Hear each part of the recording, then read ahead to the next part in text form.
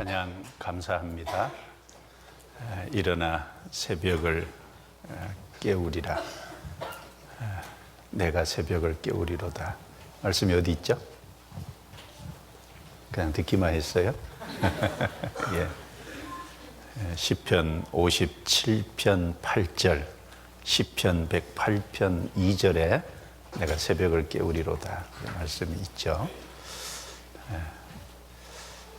우리 젊을 때 새벽을 깨워야죠. 새벽을 깨운다는 말은 이제 이 세상이 어두움이라는 걸 전제하고 하신 말씀일 거예요. 어두움에서 새벽을 깨우는 정말 청년들이 되길 바랍니다.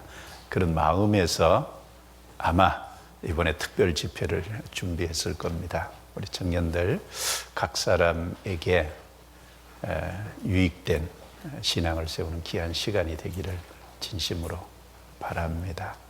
잘 오셨습니다. 안녕하세요. 예. 안녕하세요. 인사가 늦었습니다. 예. 사랑합니다. 예. 기도드리겠습니다. 예.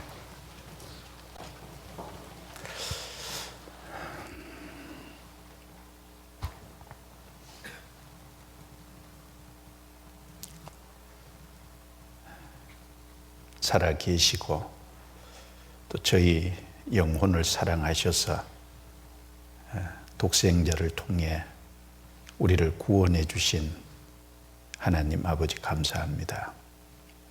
오늘 구원받은 청년 형제 자매들을 한자리에 불러 모아 주시고 또 하나님의 말씀을 함께 나누는 귀한 시간을 주신 것 감사합니다.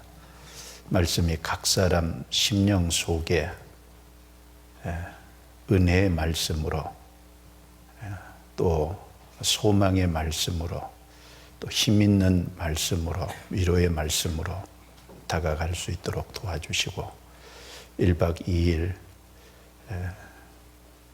이틀 동안 또 청년의 특별 집회 이 시간을 통해서 각 사람의 신앙을 온전히 세우는 귀한 시간이 될 수 있도록 도와주시기를 간절히 간구합니다. 함께하지 못한 청년들 어느 곳에 있든지 또 합당하신 은혜로 채워주시기를 간구합니다. 젊은 시기에 더욱 주 앞에 바르게 세워져서 헌신하고 또 그로 말미암아 하나님을 기쁘시게 하고 하나님께 영광 돌리는 귀한 삶들이 다 될 수 있도록 도와주옵소서.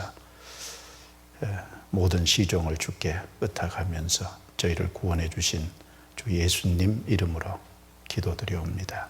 아멘. 자, 성경 디모데후서 2장 15절을 찾겠습니다.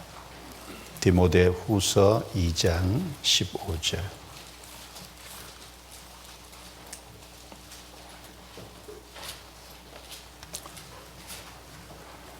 디모데후서 2장 15절.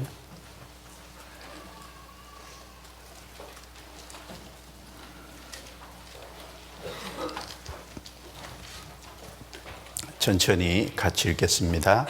내가 진리의 말씀을 옳게 분별하며 부끄러울 것이 없는 일꾼으로 인정된 자로 자신을 하나님 앞에 드리기를 힘쓰라. 익히 잘 아시는 말씀입니다. 이번 청년 특별 집회 이틀, 첫째 날은 분별, 둘째 날은 경외라는 제목으로 잡았습니다.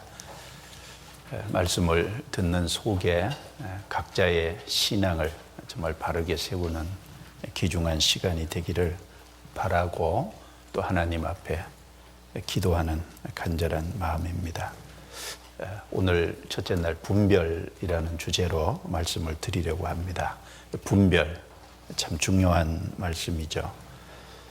바울 사도가 빌립보 성도들에게 편지하면서 빌립보 성도들을 위해서 기도하는 내용 중에 빌립보서 1장 10절에 보면 너희로 지극히 선한 것을 분별하며 라고 하신 말씀이 있습니다. 지극히 선한 것을 이제 분별하는, 하나님 보실 때 선한 것이 있고 악한 것이 있죠. 선한 것이 무엇인지를 바르게 분별할 때 또 거기서 악한 것도 무엇인지 갈라낼 수 있을 거라고 생각합니다. 레위기 10장 말씀에 보면 아론의 아들 나답과 아비후가 향로에 불을 담아서 하나님께 드릴 때 하나님이 지정하시지 않은 다른 불을 담아서 드림으로 인해서 그 자리에서 죽임을 당한 그런 사건이 나옵니다. 그 향단의 향을 사르는 불은 반드시 번제단에서 번제단의 불을 가져다가 향을 살라야 되는데 그 번제단의 불은 하나님께로부터 내려온 것이고 귀중한 것입니다. 거룩한 것이죠. 하나님이 응답해 주신 것인데 그것이 아니라 다른 불을 담아서 하나님께 드렸다는 겁니다. 아론의 아들 나답과 아비후는 거룩하고 속된 것이 무엇인지 분별하지 못한 거예요. 부정하고 정한 것이 무엇인지 분별하지 못한 겁니다. 그래서 레위기 10장 10절에 보면 그런 책망의 말씀을 하셨어요. 그러면 여쭤볼게요. 왜 아론의 아들 나답과 아비후는 부정한 것과 정한 것, 거룩한 것과 속된 것, 이걸 분별하지 못했을까요? 왜 분별 못했을까요? 제가 질문했어요. 예, 정확하게 언급은 안 됐지만 추정해 보건대 그 이후에 하나님께 나아갈 때 술을 먹지 말아서 이렇게 말씀하신 것을 보면 틀림없이 술을 마셨기 때문에 무엇인가 잘못된 것에 취해 있었기 때문에 부정하고 정한 것, 거룩한 것과 속된 것을 분별하지 못하는 죄를 범했고 결국은 하나님 앞에 죽임을 당했습니다. 꼭 술이 아니더라도 젊은 시기에 뭔가 하나님이 원하시지 않는 잘못된 것에 취해 있으면 그것이 세상이 될 수도 있고 그것이 어떤 사람에게는 스포츠가 될 수도 있고 그것이 어떤 사람에게는 다른 오락이 될 수도 있고 또 어떤 사람에게는 이 세상의 어떤 다른 취미가 될 수도 있을 거예요. 뭔가 하나님으로부터 마음을 빼앗는 그런 잘못된 것에 취해 있으면 똑같이 동일하게 거룩하고 속된 것, 부정하고 정한 것을 분별하지 못할 수 있을 거라고 생각을 합니다. 우리는 청년의 시기에 지극히 선한 것이 무엇인지 분별을 해야죠. 바른 분별을 할 때 하나님께 바르게 드릴 수 있지 않겠습니까? 그래서 오늘은 분별이라는 주제인데 많은 것이 있지만 특별히 말씀과 시대라고 하는 두 가지에 대해서 좀 말씀을 드려보려고 합니다. 그 제목을 말씀과 시대 분별이라고 하는 제목으로 말씀을 드리겠습니다. 금방 읽은 말씀 중에 내가 진리의 말씀을 옳게 분별하며 특별히 여기 분별해야 될 것 중에 진리의 말씀을 옳게 분별하며 진리의 말씀이 있고 진리가 아닌 것이 있죠. 그런 것을 바르게 분별해야 됩니다. 우리 시대에 유튜브나 또 여러 인터넷을 통해서 또 책을 통해서 또 세상에 많은 교회들이 있죠. 다른 교회들을 통해서 어떤 많은 그 내용들, 말씀들을 접할 수 있는데 가장 중요한 것은 진리의 말씀을 옳게 분별하는 거죠. 진리의 말씀과 거짓된 것을 분별할 수 있다면 바른 분별이 될 겁니다. 또 한 가지는 우리가 깨어 있을 수 있는 비결 중에 하나는 시대를 바르게 분별해야 된다고 생각해요. 누가복음 12장 56절에 예수님께서 말씀하시기를 너희가 천지의 기상은 분별할 줄을 알면서 어찌 시대는 분별치 못하느냐 라고 책망하셨죠. 기상은 분별은 하면서 시대는 분별치 못하느냐. 그 시대를 분별해야 된다는 거죠. 시대 분별은 우리가 깨어있기 위해서 필요한 겁니다. 그래서 말씀과 시대 분별이라는, 특별히 말씀과 시대, 이 두 가지를 제목으로 해서 많은 것을 분별해야 되지만 지극히 선한 것 그러면 뭐 아주 다양한 것들이 있겠죠. 그 중에 두 가지를 좀 집중적으로 말씀을 좀 드려보겠습니다. 먼저 이 디모데후서 2장 15절 말씀을 먼저 좀 생각을 해보겠습니다. 이 디모데후서는 바울 사도가 죽음이 임박해서 기록해 주신 서신서죠. 물론 성령의 감동에 의해서 기록해 주신 겁니다. 디모데후서 4장 6절 7절 말씀에 보면 간제와 같이 벌써 내가 부음이 되고 나의 떠날 기약이 가까웠으니 내가 선한 싸움을 싸우고 나의 달려갈 길을 마치고 믿음을 지켰다라고 말씀했는데, 거기 보면 나의 떠날 기약이 가까웠다로 이 세상에서의 시간을 끝내고 하나님 앞으로 갈 나의 떠날 기약이 가까웠다. 또 나의 달려갈 길을 마치고 믿음을 지켰다. 달려갈 바울의 코스가 정해져 있는데 로마에 순교당하면서 끝났잖아요. 그러니까 바로 순교 직전에 디모데후서를 기록해서 주신 서신이라고 알려져 있습니다. 이 죽음이 임박해서 기록한 것이기 때문에 정직하고 아주 진지하고 엄숙한 말씀이기도 하죠. 사람은 죽음 앞에서 정직하지 않습니까? 죽음 앞에서 참 진지해지고 또 죽음 앞에 있으면 사람이 엄숙해질 거예요. 그래서 죽음이 임박해서 다음 세대를 생각하고 다음 세대의 일꾼이 될 디모데에게 마지막 서신을 기록해서 부탁의 말을 하고 있습니다. 이 말씀은 디모데 개인에게 준 것인데 성경 66권, 신약 성경 27권 안에 포함돼서 우리도 읽고 있잖아요. 그러니까 디모데에게 주신 말씀인 동시에 디모데는 젊은 청년이었죠. 청년이었던 것처럼 이 시대에 특별히 청년들에게 주신 말씀이다라고 생각을 합니다. 예를 들어서 바울 사도가 직접 서신을 써서 우리 구원받은 우리 이름으로 우리 앞에 편지를 줬다면은 그걸 얼마나 귀중하게 생각을 하겠습니까? 근데 디모데에게 주신 동시에 역사 속에 많은 청년들에게 주신 것이 맞고, 그리고 동시에 우리 개인에게 직접 주신 겁니다. 왜냐하면 태양도 하나님이 하나를 줬지만 그 태양의 빛은 모두에게 적용이 되지 않습니까?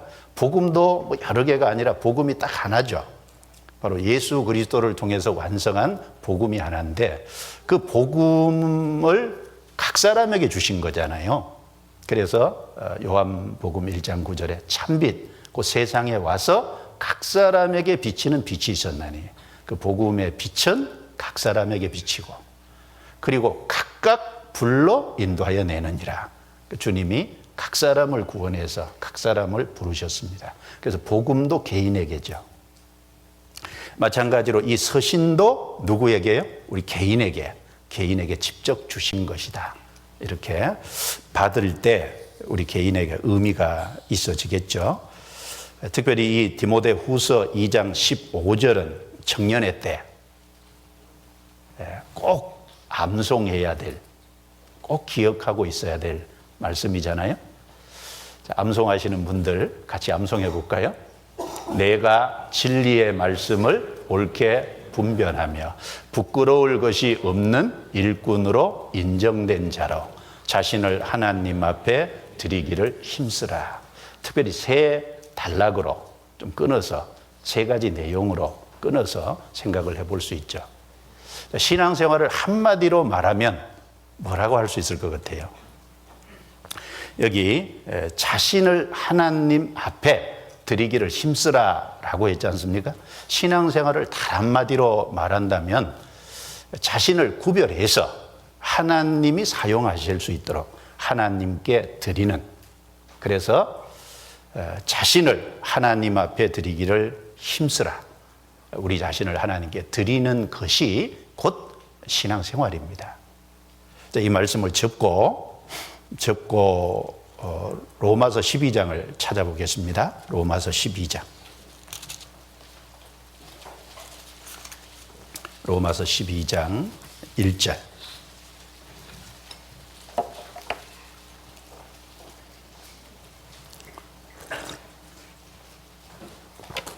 (12장 1절) 자, 같이 읽어볼까요? 그러므로 형제들아, 내가 하나님의 모든 자비하심으로 너희를 권하노니 너희 몸을 하나님이 기뻐하시는 거룩한 산 제사로 드리라. 이는 너희의 드릴 영적 예배니라. 자, 이 로마서의 핵심은 복음이죠. 그래서 로마서 1장 16절에 보면 복음에는 하나님의 의가 나타났어. 내가 복음을 부끄러워하지 않으니, 복음에는 모든 사람을 구원하시는 그 하나님의 능력이 나타나 있다고 말씀했습니다. 근데 사람들은 그 복음을 모르잖아요. 그 복음을 모르니까 왜 복음이 필요한지, 바로 인간은 아담 안에서 죄인이고 죄 가운데 살고 죄로 말미암아 심판과 형벌을 받을 수밖에 없는 운명이기 때문에, 그래서 유대인이나 헬란이나 누구든지 죄 아래 있기 때문에 복음이 필요한 거고, 그래서 하나님은 그 복음을 주시기 전에 먼저 율법을 주셔서 죄를 깨닫게 하고 심판 날에 있게 하셨다는 겁니다. 그래서 3장에 넘어가면 이제 복음으로 말미암아 의롭다함을 받는, 그래서 누구든지 회개하고 믿으면 구원을 받고 의롭다함을 받는, 그래서 그 의롭다함을 받은 사람의 축복이 무엇인지, 그리고 로마서 6장에 넘어가면 이제 그리스도 안에서 옛사람은 죽고 새사람이 됐기 때문에 이제 의의 열매가 맺혀져야 될 것. 그러나 구원을 받았음에도 불구하고 로마서 7장에 가면 아직도 우리 육신 속에는 죄된 기질이 있어서 속사람은 주님 뜻대로 살기를 원하지만 겉사람은 자꾸만 죄 가운데 끌려가는, 그래서 로마서 8장에 넘어가면 하나님이 우리에게 성령을 주셨다. 그래서 성령의 인도함을 받을 때 비로소 그 육신을 이기고 승리할 수 있는 삶을 살다고 하는 것을 말씀했습니다. 그리고 그 복음을 전하는 그 복음을 옮기는 사람으로 먼저 하나님이 이스라엘을 불렀는데, 이스라엘이 범죄하고 이스라엘이 육신으로 오신 그리스도도 배척했고, 또 유대인에게 십자가에서 완성된 복음을 먼저 전했는데 그 십자가에서 완성된 복음조차도 거절했죠. 2번이나 거절했기 때문에 이제 이방인에게 넘겨주고, 그래서 그 이방인이 구원받은 무리들, 바로 그 교회에다가 복음을 전달하는 그 일을 맡겼다는 것을 9장, 10장, 11장에 말씀하고 있잖아요.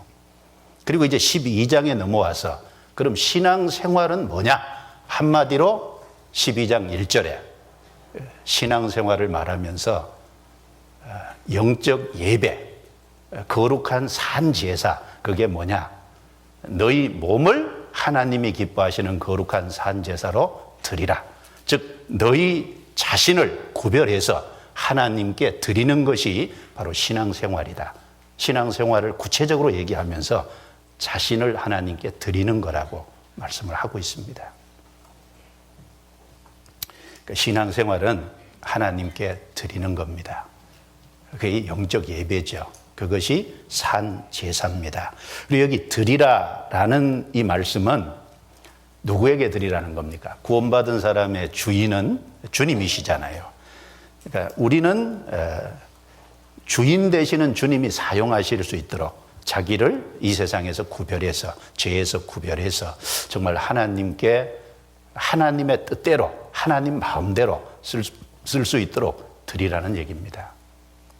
그리고 여기 드리라는 이 단어가 부정가급, 부정사라 그래요. 좀 어렵죠. 그래서 이 법적인 용어인데 한 번 드리면 결코 취소할 수 없는, 그래서 자기 자신을 하나님께 드리면 결코 취소될 수 없는 그런 의미에서 드리라는 겁니다. 너희 몸을 하나님께 드리라. 신앙생활은 한마디로 하나님께 드리는 겁니다. 구약성경 민수기 6장에 보면 나실인의 규례가 나오잖아요. 나실인 그러면 하나님이 사용하실 수 있도록 자기가 이제 서원의 기간을 정해서 하나님께 자기 몸을 구별해서 특별히 드리는 것을 나실인의 서원이라 그러잖아요. 하나님께 구별해 드림. 구원받은 사람은 구원받은 그때부터 하나님께서 사용하시도록 드려진 사실은 나실인이죠. 그래서 신앙생활은 한마디로 하나님께 자신을 드리는 겁니다. 그래서 디모데후서 2장 15절에 너희 자신을 하나님께 드리기를 그 다음에 뭐라고 했습니까? 힘쓰라. 자, 힘쓰라. 하나님께 드리는 것은 드리는 건데 힘쓰라라고 마지막 부분에 말씀하신 것은 저절로 되는 것이 아니라는 거죠. 드리기를 힘쓰라라는 말은 거기에 우리의 인간 편에서의 역할도 있다는 겁니다. 어떤 사람은 믿음 있는 것처럼 표현도 하고 그리고 또 하나님께서 다 해주신 것처럼 말도 하면서 실제 행동은 전혀 하지 않는 사람이 있습니다. 그건 사실 위선자입니다. 너희 자신을 하나님께 드리기를 힘쓰라라는 말은 하나님 앞에 분명히 우리의 역할이 있다는 거예요. 그리고 하나님이 다 해주시는 게 아니라 우리 편에서 해야 될 일이 분명히 있다는 것을 말씀을 하고 있는 겁니다. 여러분, 자연의 일반 법칙도 심은 대로 거두는 거죠. 그냥 거두어지는 게 아니죠. 심은 대로 거두리라는 겁니다. 누가복음 19장에 문화 비유가 나옵니다. 10사람에게 한 문화씩 나눠줬는데 한 사람은 한 문화 그대로 가져왔어요. 한 사람은 한 문화를 가지고 5문화를 남겨서 왔어요. 한 사람은 10문화 만들어서 왔어요. 그런데 그 한 문화 가져온 사람에게 왜 한 문화 그대로 가져왔냐 물으니까 당신은 심지 않은 데서 거두는 엄한 사람인 줄을 내가 알았으므로 내가 그냥 가져왔습니다. 그래 대답을 했어요. 자, 심지 않은 데서 거두는 하나님이십니까? 아닙니다. 심어야 거두는 거예요. 그 사람은 뭔가 하나님에 대해서 오해하는 거예요. 자기가 믿음이 좋은 것처럼 말도 하고 또 하나님 편에서 다 해주시는 것처럼 표현도 하고 말도 하면서 행동은 전혀 움직이지 않는, 그건 위선자입니다. 그건 하나님을 뭔가 오해하고 착각한 겁니다. 너희 자신을 하나님께 드리기 힘쓰라. 너희 자신을 드리기를 힘쓰라는 건 분명히 우리의 역할이 있다는 거예요. 자연도 심은 대로 거둔다고 했습니다. 신앙도 그대로 사실은 적용됩니다. 우리가 땅에서 주님 앞에 갈 때까지 구원받은 그때부터 남은 생에는 이 땅에서 우리에게 심을 수 있는 기회를 주신 겁니다. 내가 심으면, 하나님 앞에 바르게 심으면 하나님 그것을 반드시 거두시는 분입니다. 내가 심을 때 거두시는 거예요. 드리기를 힘쓰라고 했습니다. 성경 갈라디아서 찾아보죠. 갈라디아서 6장. 갈라디아서 6장 7절 8절.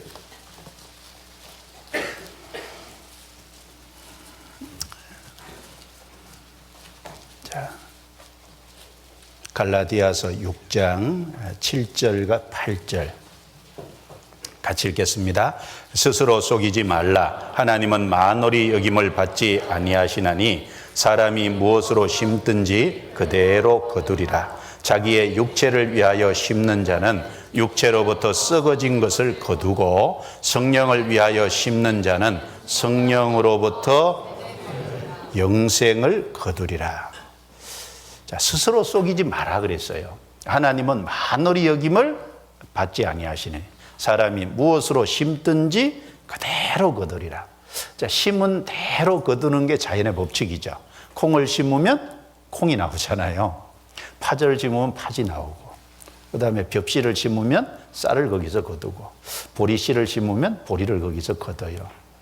자, 신앙의 세계도 똑같죠. 구원받은 사람은 크게 둘 중에 하나일 거예요. 육체를 위하여 심든지 아니면 성령을 위하여 심든지. 육체를 위해서 심으면 육체로부터 썩어진 것을 결국은 썩어질 거라는 게 없어질 것이죠. 이 땅이 없어질 때 결국 없어지는 그걸 거두게 될 거고, 정말 성령을 따라서 심는 삶이 된다면 성령으로부터 영생을 거두리라. 그러니까 영원한 것, 다시는 없어지지 않을 것, 그것을 반드시 거둘 걸 말했습니다. 고린도전서 3장 10절부터 15절 말씀에도 보면 집을 짓는데 기초는 예수 그리스도라 그랬죠. 반석은 곧 그리스도라. 그런데 그 반석 대신 그리스도, 우리가 구원을 받을 때는 회개하고 믿어서 예수님이 우리의 반석이 되어주셨고 기초가 되어주셨어요. 우리는 이제 남은 생에 그 위에다 뭔가 집을 지어 올라야 되는데, 집을 지어 올리는데 딱 두 종류잖아요. 금은 보석으로 쌓는 사람, 그리고 한쪽에는 나무나 짚이나 풀이로 집을 짓는 사람. 결국은 주님이 재림하실 때 거기 불이 싹 지나가면, 불이 기초에 지나가는 게 아니죠. 그 위에 지어놓은 집에 지나가는 겁니다. 우리의 삶을 어떻게 살았느냐, 결국은 테스트가 된다는 거죠. 금은 보석으로 쌓은 건 나무니까 결국은 상을 받고, 나무나 풀이나 짚으로 쌓은 것은 결국은 태워지니까 불 가운데서 얻은 구원 같다. 그래서 결국은 무엇으로 심든지 또 무엇으로 쌓아 올리든지, 집을 짓든지, 집은 신앙의 집이죠. 짓든지 결국 그대로 결국 거둡니다. 너희 자신을 드리기를 힘쓰라. 힘쓰라는 말씀을 우리는 특별히 주목해야 될 겁니다. 신앙생활은 자신을 하나님께 드리는 겁니다. 그런데 힘쓰라, 저절로 되는 게 아니라 그게 우리의 역할이 있고, 내가 심어야 될 기회에 심어야 되고, 내가 집을 지어야 될 기회를 주셨다면 그 집을 마땅히 지어 올리는 것이 하나님 모실 때 합당하다는 겁니다. 결국은 그렇지 못하다면, 육체를 위해서 이 땅의 것만 위해서 살았다면 결국은 주님이 오시는 날 모든 것이 무로 돌아가는, 결국은 아무것도 남지 않는 불 가운데 얻은 구원 같을 뿐입니다. 자, 그런데 자신을 하나님 앞에 드리기를 힘쓰기 위해서는 드리려면 먼저 어떻게 해야 돼요? 부끄러울 것이 없는 일꾼으로 인정이 돼야 돼요. 자, 우리가 하나님께 우리 자신을 드린다고 하나님 무조건 쓰실까요? 자, 드린다고 무조건 쓰신 게 아니라 하나님은 깨끗한 그릇, 준비된 그릇으로 드려졌을 때 하나님이 사실은 쓰시는 겁니다. 그래서 너희 자신을 드리기를 힘쓰라라는 말씀 앞에 부끄러울 것이 없는 일꾼으로 인정된 자로라는 말씀이 먼저 앞에 있는 거예요. 성경 디모데후서 2장을 찾겠습니다. 디모데후서 2장. 디모데후서 2장 20절 21절 15절 말씀과 연결된 내용이죠. 20절 21절 같이 읽어볼까요?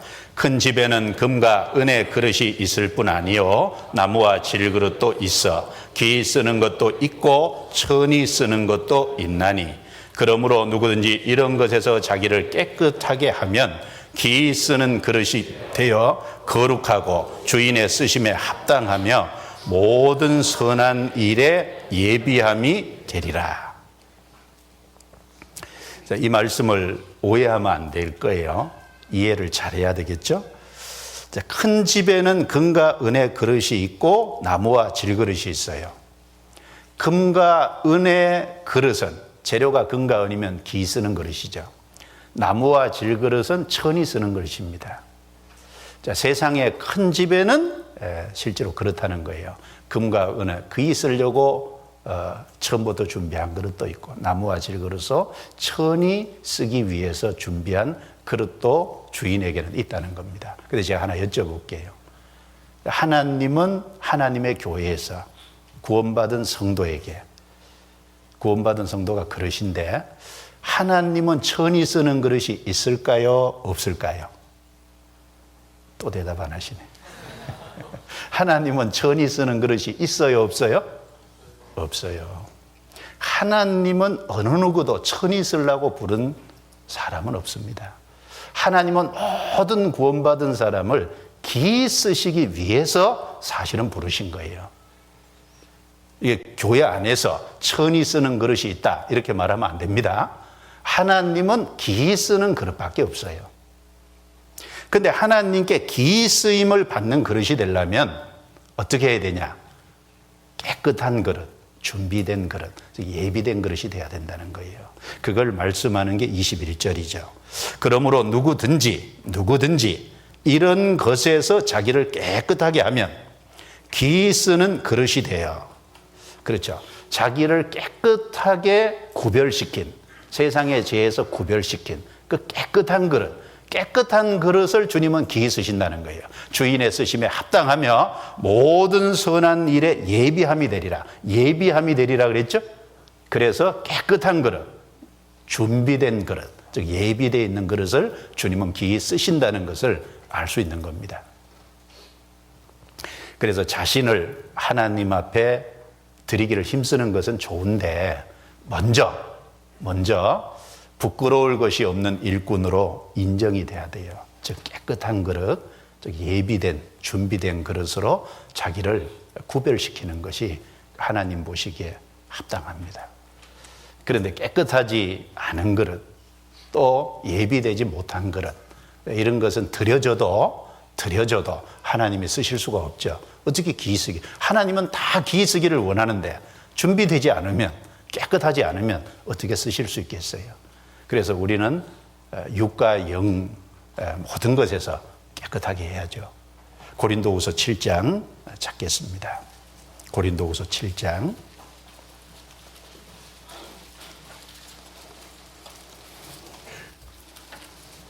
고린도후서 7장 1절입니다.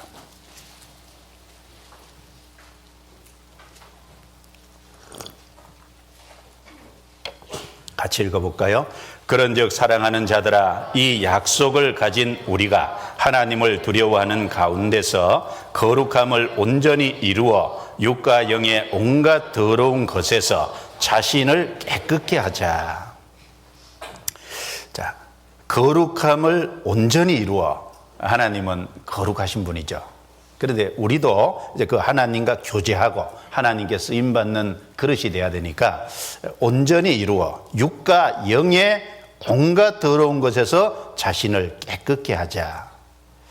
자, 영이라고 하는 것은 이제 잘못된 교리가 들어오면 영이 이제 깨끗하면서 부패해지니까 교리적으로 참 교훈 안에 거해야죠. 잘못된 것을 받아들이면 깨끗할 수가 없을 거예요. 육신적으로 도덕적으로 부패해지면 그 깨끗한 그릇이 될 수 없겠죠.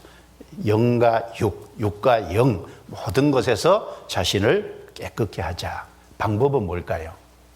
방법은 우리가 늘 배우듯이 신앙의 4대 요소잖아요. 하나님은 우리 자신을 구별해서 하나님께 드리기 위해서 부끄러울 것이 없는 일꾼으로 인정된 자로 깨끗한 그릇, 준비된 그릇으로 다듬기 위해서 신앙의 4대 요소를 주셨지 않습니까? 그게 교회 안에서 우리가 구별할 수 있는 중요한 수단들이죠. 첫 번째는 말씀. 청년회 때 많이 외웠던 말씀 구절이 시편 119편 9절하고 11절이에요. 청년이 무엇으로 그 행실을 깨끗게 하리까? 주의 말씀을 따라 삼갈 것이니이다. 내가 주께 범죄치 아니하리 하여. 주의 말씀을 어디에요? 내 머리에요? 내 노트에요? 내 노트에도 아니고 내 머리에도 아니고 내 마음에 두었나이다. 그렇죠? 마음판에 말씀이 새겨지면 그 말씀이 죄로 향하고자 하는, 그렇죠? 우리는 타락된 본성이 있죠. 타락된 본성을 쫓아서 죄로 향하려고 하는 그 육신의 본성을 이기게 막아주는 거예요. 절제하게 막아주는. 그래서 무엇으로 그 행실을 깨끗게 하리까? 주의 말씀을 따라 상가는 거고, 말씀을 내 마음에 두었나이다. 말씀이 마음판에 계속 있으면요. 자, 음란한 생각이 자주 들어오고 그런 것이 내 자신을 자꾸 괴롭힌다. 자꾸 그런 것에 유혹받는다 그러면 성경에 음란이 죄라고 하는, 그렇죠? 음란한 것 자체가 주님 앞에 깨끗이 못하다고 하는 그런 말씀을 몽땅 외워봐요. 창세기부터 요한계시록까지 다 찾아보세요. 찾아서 노트에 적어놓고 몽땅 외워봐요. 외워보면 좀 그런 것이 들어오려고 할 때마다 그 말씀이 그런 것을 이길 수 있게, 통제될 수 있게. 또 육신의 어떤 본성이 화를 잘 내고 분을 잘 내는 이런 성격이라고 하면 분과 화가 죄라고 하는 것을 다스려야 된다고 하는 하나님의 말씀을 쭉 전부 다 노트에 적어서요 한번 외워보세요. 그리고 그걸 계속 암송하고 그걸 계속 마음에 묵상해 보세요. 말씀은 힘이 있잖아요. 그 말씀이 그걸 이길 수 있도록 도와주시거든요. 그래서 그리스도인이라는 특징이 죄에 대한 저항감이 있다는 겁니다. 틀림없이 육체의 더러운 것이 죄진 건 아니에요. 그러나 선한 양심이 하나님을 향하여 찾아간다는 말씀처럼 그리스도인의 특징은 죄에 대한 저항감이 있다는 거예요. 그리스도인이 그리스도인답지 않게 죄가 올라오는데 그냥 지어버린다. 그거는 구원 안 받았다는 증거일 수도 있어요. 그리스도인은 죄에 대한 저항감이 있습니다. 왜? 내 죄가 그를 찔렀잖아요. 내 죄가 예수님을 죽였지 않습니까?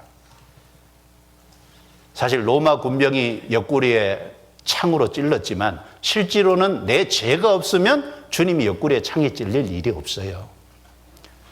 자, 로마 군병이 예수님의 손에 못을 박았지만 그러나 내 죄가 없었더라면 예수님의 손에 못이 박힐 리가 없죠. 로마 군병이 예수님의 발에 못을 박았지만 그러나 내 죄가 없다면 예수님의 발에 못이 왜 박히겠어요? 실제로는 내 죄가 예수님의 손에 못을 박은 거고 내 죄가 예수님의 발에 못을 박은 거고 내 죄가 예수님의 옆구리를 창으로 찌른 거잖아요. 내 죄가 그를 죽인 거지 않습니까? 그래서 그리스도인의 특징이라는 것은 죄가 올라올 때마다 죄가 나올 때마다 내 죄 때문에 예수님이 죽었는데 내 죄가 예수님을 찔렀는데 내 죄가 예수님을 십자가에 못 박았는데 다시 죄를 지으면 다시 예수님을 못 박는 것 같은 아픔을 느끼지 않습니까? 때로는 연약해서 끌려가면서도 그 예수님의 십자가 때문에 아파하고 그리고 죄스러워하고 미안한 마음을 갖고 그리스도인의 특징은 죄에 대한 저항감이 있다는 거예요. 어떤 사람은 이렇게 비난합니다. 영원한 속죄를 해주셨으니까 마음대로 죄 지어도 되겠네? 그 사람들은 그리스도인의 특징이 뭔지 몰라서 그런 겁니다. 그리스도인은 주님과 연합한 사람이잖아요. 주님의 죽으심이 나의 죽음이고 주님의 장사가 나의 장사고 주님의 부활이 나의 부활이 됐다는 그 놀라운 사실을 경험하지 못했기 때문에 그렇게 비난할 수 있습니다.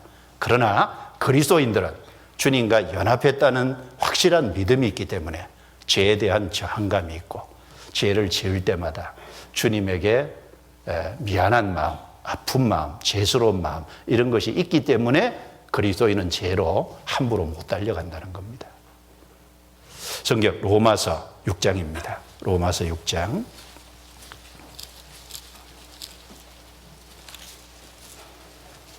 로마서 6장.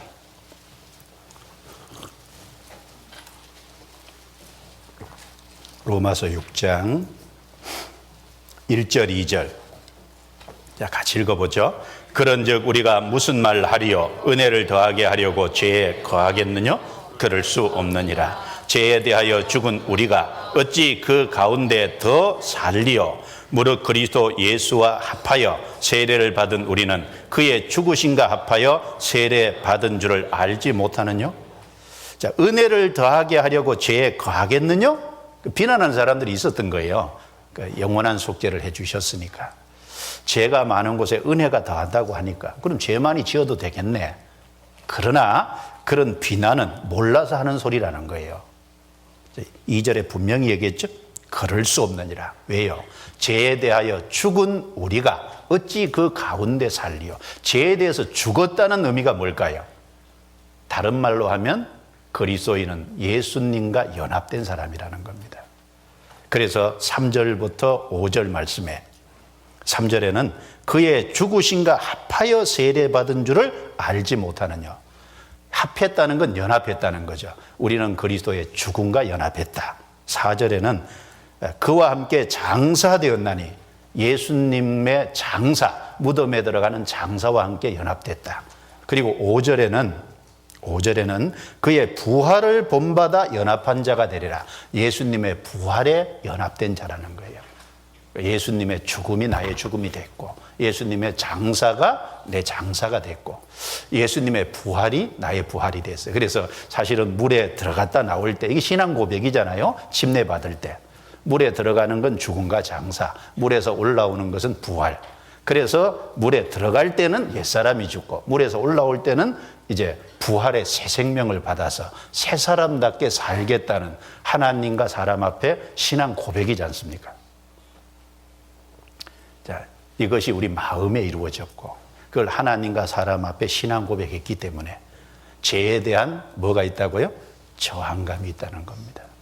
그리스도인이 그리스도인다운 특징은 죄를 함부로 지을 수 없는 사람이라는 겁니다.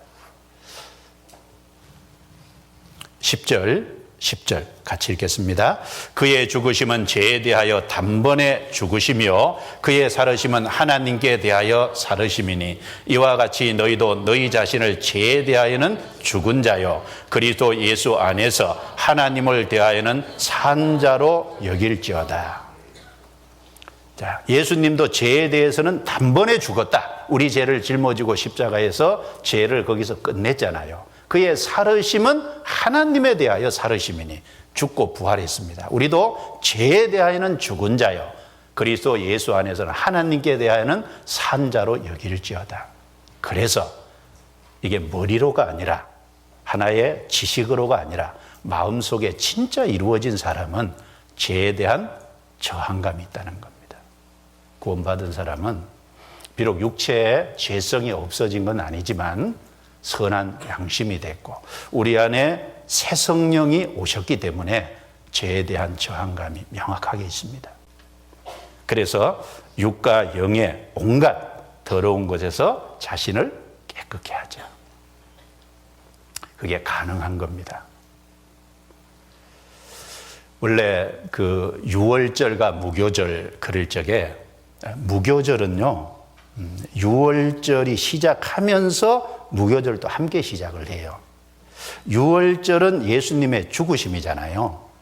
근데 무교절은 7일 동안 누룩 없는 떡을 먹는 기간이에요.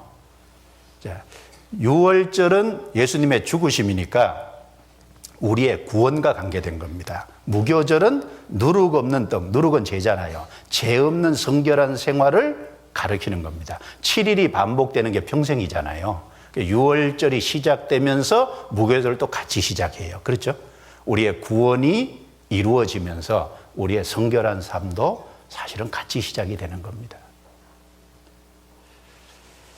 그래서 고린도전서 5장 8절에 이러므로 우리가 명절을 지키되 묵은 누룩도 말고 계악하고 악독한 누룩도 말고 오직 순전함과 진실함에 누룩 없는 떡으로 하자. 명절을 지키되. 자, 명절을 지킨다는 말은 여기 무교절을 얘기하는 거예요. 우리의 유월절 양 곧 그리스도께서 희생이 되셨느니라. 고린도전서 5장 7절은 유월절, 우리의 구원을 얘기하고 고린도전서 5장 8절은 무교절을 얘기하는 겁니다. 순전하고 누룩 없는 떡은 무교절이잖아요. 그런데 우리의 삶 속에 버려야 될 것이 묵은 누룩, 계악하고 악독한 누룩 두 가지를 얘기했거든요. 묵은 누룩은 뭐겠어요? 우리의 죄성 가운데 나오는 우리의 어떤 육체적인 도덕적인 죄죠. 계악하고 악독한 누룩은 새로운 누룩이잖아요. 그건 이제 교리적인 것을 말씀하고 있을 겁니다. 그래서 신약 성경에 적은 누룩이 온 덩이에 퍼진다라는 말씀이 딱 두 번 나오잖아요. 한 번은 고린도전서 5장에, 고린도전서 5장은 음행죄에 대한 거죠. 그 음행죄는 묵은 누룩에 해당할 거예요. 또 한 가지는 갈라디아서 5장에도 보면 적은 누룩이 온 덩이에 퍼진다. 갈라디아 교회는 구원을 받는 조건으로 할례도 행하고 율법도 지켜야 된다고 하는 회개하고 믿음으로만 구원받는 게 아니라 거기다가 율법도 지켜야 된다고 하는 그 잘못된 교리가 들어왔잖아요. 그걸 누룩이라고 한 겁니다. 그래서 묵은 누룩, 또 하나는 계약하고 악독한 누룩, 그 가운데 다 구별돼야 순전하고 진실함에 누룩 없는 떡으로 하자라고 말씀했습니다. 그래서 자신을 하나님 앞에 드리기를 힘쓰라. 자, 자신을 하나님께 드려야죠. 그런데 하나님께 드렸을 때 정말 하나님이 쓰시기 위해서는 먼저 부끄러울 것이 없는 일꾼으로 인정이 되는 육과 영 모든 것에서 자신을 깨끗하게 구별하고 좀 예비하고 준비된 그릇으로 드려졌을 때 하나님이 기쁘게 받으시고 사용하십니다. 그런데 그 앞에 내가 진리의 말씀을 옳게 분별하며, 이게 맨 앞에 있잖아요. 자, 부끄러울 것이 없는 일꾼으로 인정이 되는, 그게 되기 위해서는 또 앞에 먼저 뭐가 있어야 되겠어요? 말씀을 올바로 분별해야죠. 말씀을 옳게 분별하지 않는 사람이 어떻게 부끄러울 것이 없는 일꾼으로 인정이 될 수 있겠어요? 제일 앞에 나오는 것은 말씀입니다. 말씀. 그래서 말씀을 통해서 하나님의 뜻을 알잖아요. 그리고 말씀을 통해서 나아가야 될 길이 뭔지를 발견하는 겁니다. 그래서 우리가 하나님 앞에서 살아가되 하나님 앞에서 봉사하고 행하되 먼저 말씀을 통과해야죠. 그리고 우리 삶 속에 성령이 함께 하시니까 성령을 통과해서, 말씀을 통과하고 성령을 통과해서 나온 봉사, 말씀을 통과하고 성령을 통과해서 나온 말, 이런 것들이 사람에게 은혜를 끼치고 하나님의 역사에 귀하게 쓰임 받잖아요. 그래서 베드로전서 5장에 보면 베드로 사도가 장로로서 구원받은 형제 자매들, 일꾼들을 건할 때 너희 가운데 있는 하나님의 양무리를 치되 부득이함으로 하지 말고 오직 하나님의 뜻을 조차 자원함으로 하며, 이 자원함으로 하며라는 말씀 앞에 하나님의 뜻을 조차라고 하는 말씀이 앞에 들어있거든요. 자원해서 하는, 좋죠. 그런데 자원해서 한다고 다 좋은 게 아니죠. 하나님의 뜻을 조차서 기쁜 마음으로 할 때, 그게 하나님이 받으실 수 있는 겁니다. 어떤 사람은 열심히 해요. 어떤 사람은 봉사도 뭘 열심히 하는데, 그런데 하나님의 뜻을 조차라고 하는 앞에 것이 빠졌어요. 그래서 다른 사람에게 문제를 주고, 오히려 열심히 하는 게 다른 사람에게 판단거리가 되고, 오히려 열심히 하는 것이 형제 자매들을 갈라놓는 것이 되고, 이게 왜 그럴까요? 말씀을 안 통과해서 그런 거예요. 성령을 안 통과해서 그런 겁니다. 우리의 열심이나 우리의 수고나 우리의 모든 것은 말씀을 통과해서, 성령의 역사를 통과해서 나왔을 때 그게 은혜를 끼치고 하나님의 역사를 이룰 수 있을 겁니다. 그래서 먼저는 내가 진리의 말씀을 옳게 분별하여, 그래서 말씀은 내비게이션 같은 역할을 하지 않습니까? 내비게이션은 길을 잘 안내해 주잖아요. 제가 들은 얘기인데, 미국에 우리 형제님 중에 한 분이요, 그 미국에 가서 계시면서 늘 집에서 교회당까지 왔다 갔다 차를 이렇게 다녔대요. 근데 항상 내비게이션을 따라서 집에서 교회까지 가고 교회에서 집까지 오고, 그런데 어느 날 내비게이션이 고장이 나서요, 집을 못 찾아가셨대요. 내비게이션, 그 이제 그 집이 그 집 같고, 그렇죠. 그러니까 내비게이션 고장 나니까 못 찾아가시는 거예요. 내비게이션은 그 정말 바른 길을 안내해 주고 가야 될 목표로 바르게 갈 수 있는 말씀의 역할이죠. 그래서 내가 진리의 말씀을 옳게 분별하며, 이건 아무리 강조해도 사실은 지나치지 않는 것 같아요. 왜냐하면 믿는다고 하는 세계 속에도 거짓이 얼마든지 있잖아요. 그러니까 분별해야 돼요. 이 시대에 더욱 진리의 말씀을 옳게 분별하는 지혜가 정말 필요할 겁니다. 왜냐하면 마귀가 너무 고단수기 때문에 얼마든지 사람을 미혹할 수 있는 거리를 많이 만들었어요. 그래서 성경 곳곳에 왜 주의하라고 계속 얘기하냐면 믿는다고 하는 세계에도 가짜가 너무너무 많으니까, 믿는다고 하는 세계 속에 유혹받을 것이 너무너무 많으니까. 그렇다면 우리는 더욱 진리의 말씀을 옳게 분별하는 지혜가 필요하지 않겠습니까? 성경 몇 군데 찾아보죠. 마태복음 24장. 마태복음 24장. 특별히 청년 때 열심도 좋지만 말씀을 잘 분별하는 것이 필요하겠죠. 마태복음 24장, 특별히 마지막 때 여기 이제 경고해 놓고 주의하라고 했습니다. 24장 4절 5절 같이 읽습니다. 예수께서 대답하여 가라사대 너희가 사람의 미혹을 받지 않도록 주의하라. 많은 사람이 내 이름으로 와서 이르되 나는 그리스도라 하여 많은 사람을 미혹케 하리라. 안 넘어갈 것 같죠. 그런데 넘어가요, 이상하게. 많은 사람이 내 이름으로 와서 나는 그리스도라 하여 사람을 미혹케 하리라. 건너뛰어서 24절, 25절 또 같이 읽어볼까요? 거짓 그리스도들과 거짓 선지자들이 일어나 큰 표적과 기사를 보이어 할 수만 있으면 택하신 자들도 미혹하게 하리라. 보라, 내가 너희에게 미리 말하였노라. 왜 미리 말하겠어요? 여기 택하신 자들도 미혹하게 하리라. 택하신 자. 물론 여기 택한 자는 이제 구원받은 그리스도인을 이야기한다는 것보다도 유태인들을 얘기하죠. 유태인들. 그래서 이 환난 속에 있을 일이고 또 유태인들 그들도 미혹하게 하리라 이렇게 말씀을 한 겁니다. 어쨌든 여기 택하신 자들도 미혹하게 하리라. 요한일서 4장 또는 찾아보죠. 요한일서 4장. 성경은 계속 믿는 세계 안에 거짓된 것이 있으니 주의하라 라는 말씀을 반복하고 있죠. 요한일서 4장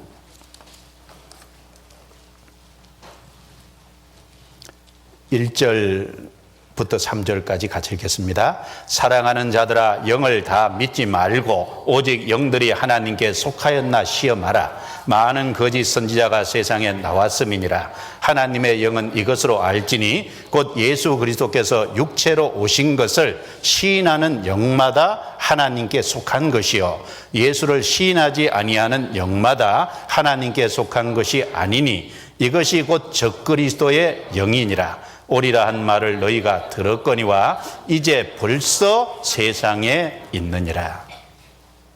여기 영을 다 믿지 말고 오직 영들이 하나님께 속하였나 시험하라. 시험해서 거짓된 것은 받아들이지 말고 하나님께 속한 것은 받아들이고.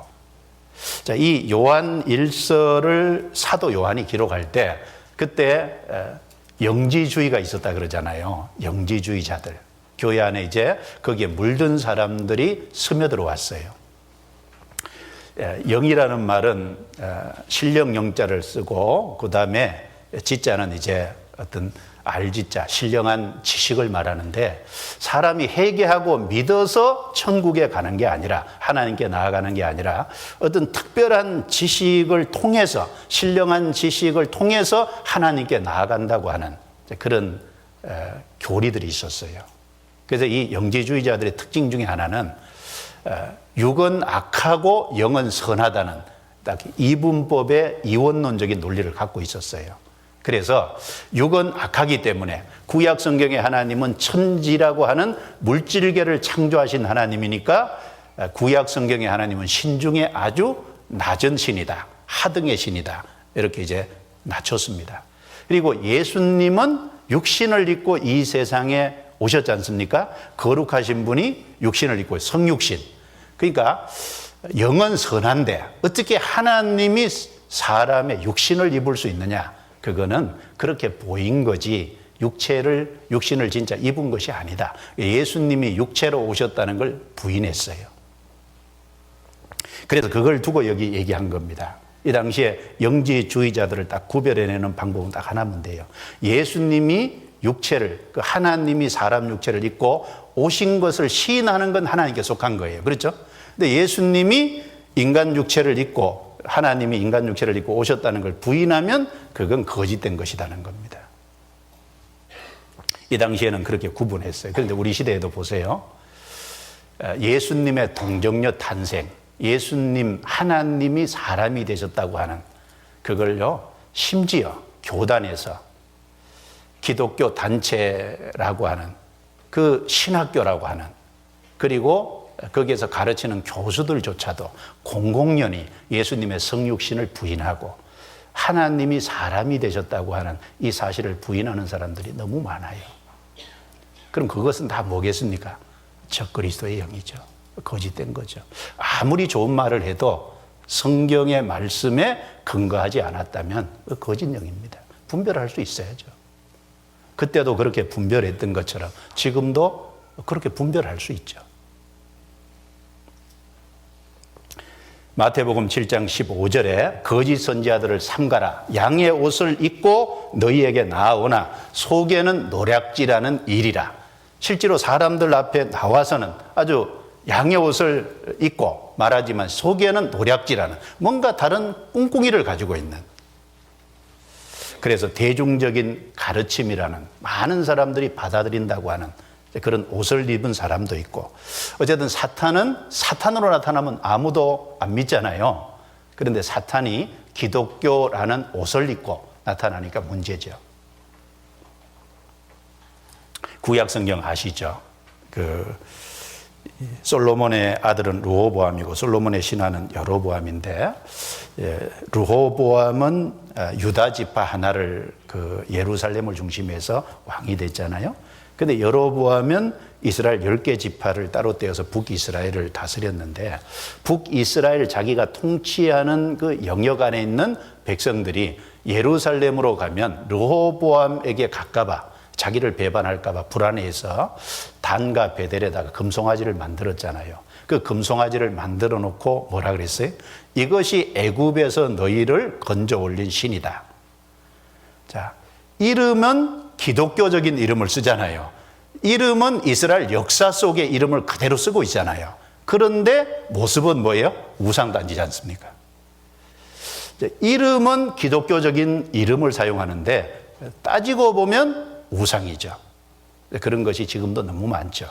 그리고 어떻게 했습니까? 보통 백성으로 제사장을 삼았어요. 그리고 자기가 원하는 사람은 거기서 봉사할 수 있게 했습니다. 그리고 정월 15일, 1월 15일이 6월절인데 8월 15일로 7달 뒤로 해가지고 8월 15일로 15일은 맞췄죠? 어쨌든 모든 것을 비슷하게 만들어서 기독교적인 탈을 썼지만, 이스라엘 역사 속에 마치 있었던 그런 어떤 탈을 썼지만 실제로는 따지고 보면 완전한 거짓이잖아요. 그런데 이스라엘 백성들은 거기에 미혹되었죠. 지금도 마찬가지일 겁니다. 양의 옷을 입고 너희에게 나오나 속에는 노략질하는 일이라. 우리가 그리스도를 향한 깨끗한 마음에서 멀어지게 하는, 벗어나게 하는, 그건 다 거짓된 겁니다. 성경 고린도 후서 11장 또 찾아볼까요? 고린도 후서 11장 11장 13절부터 15절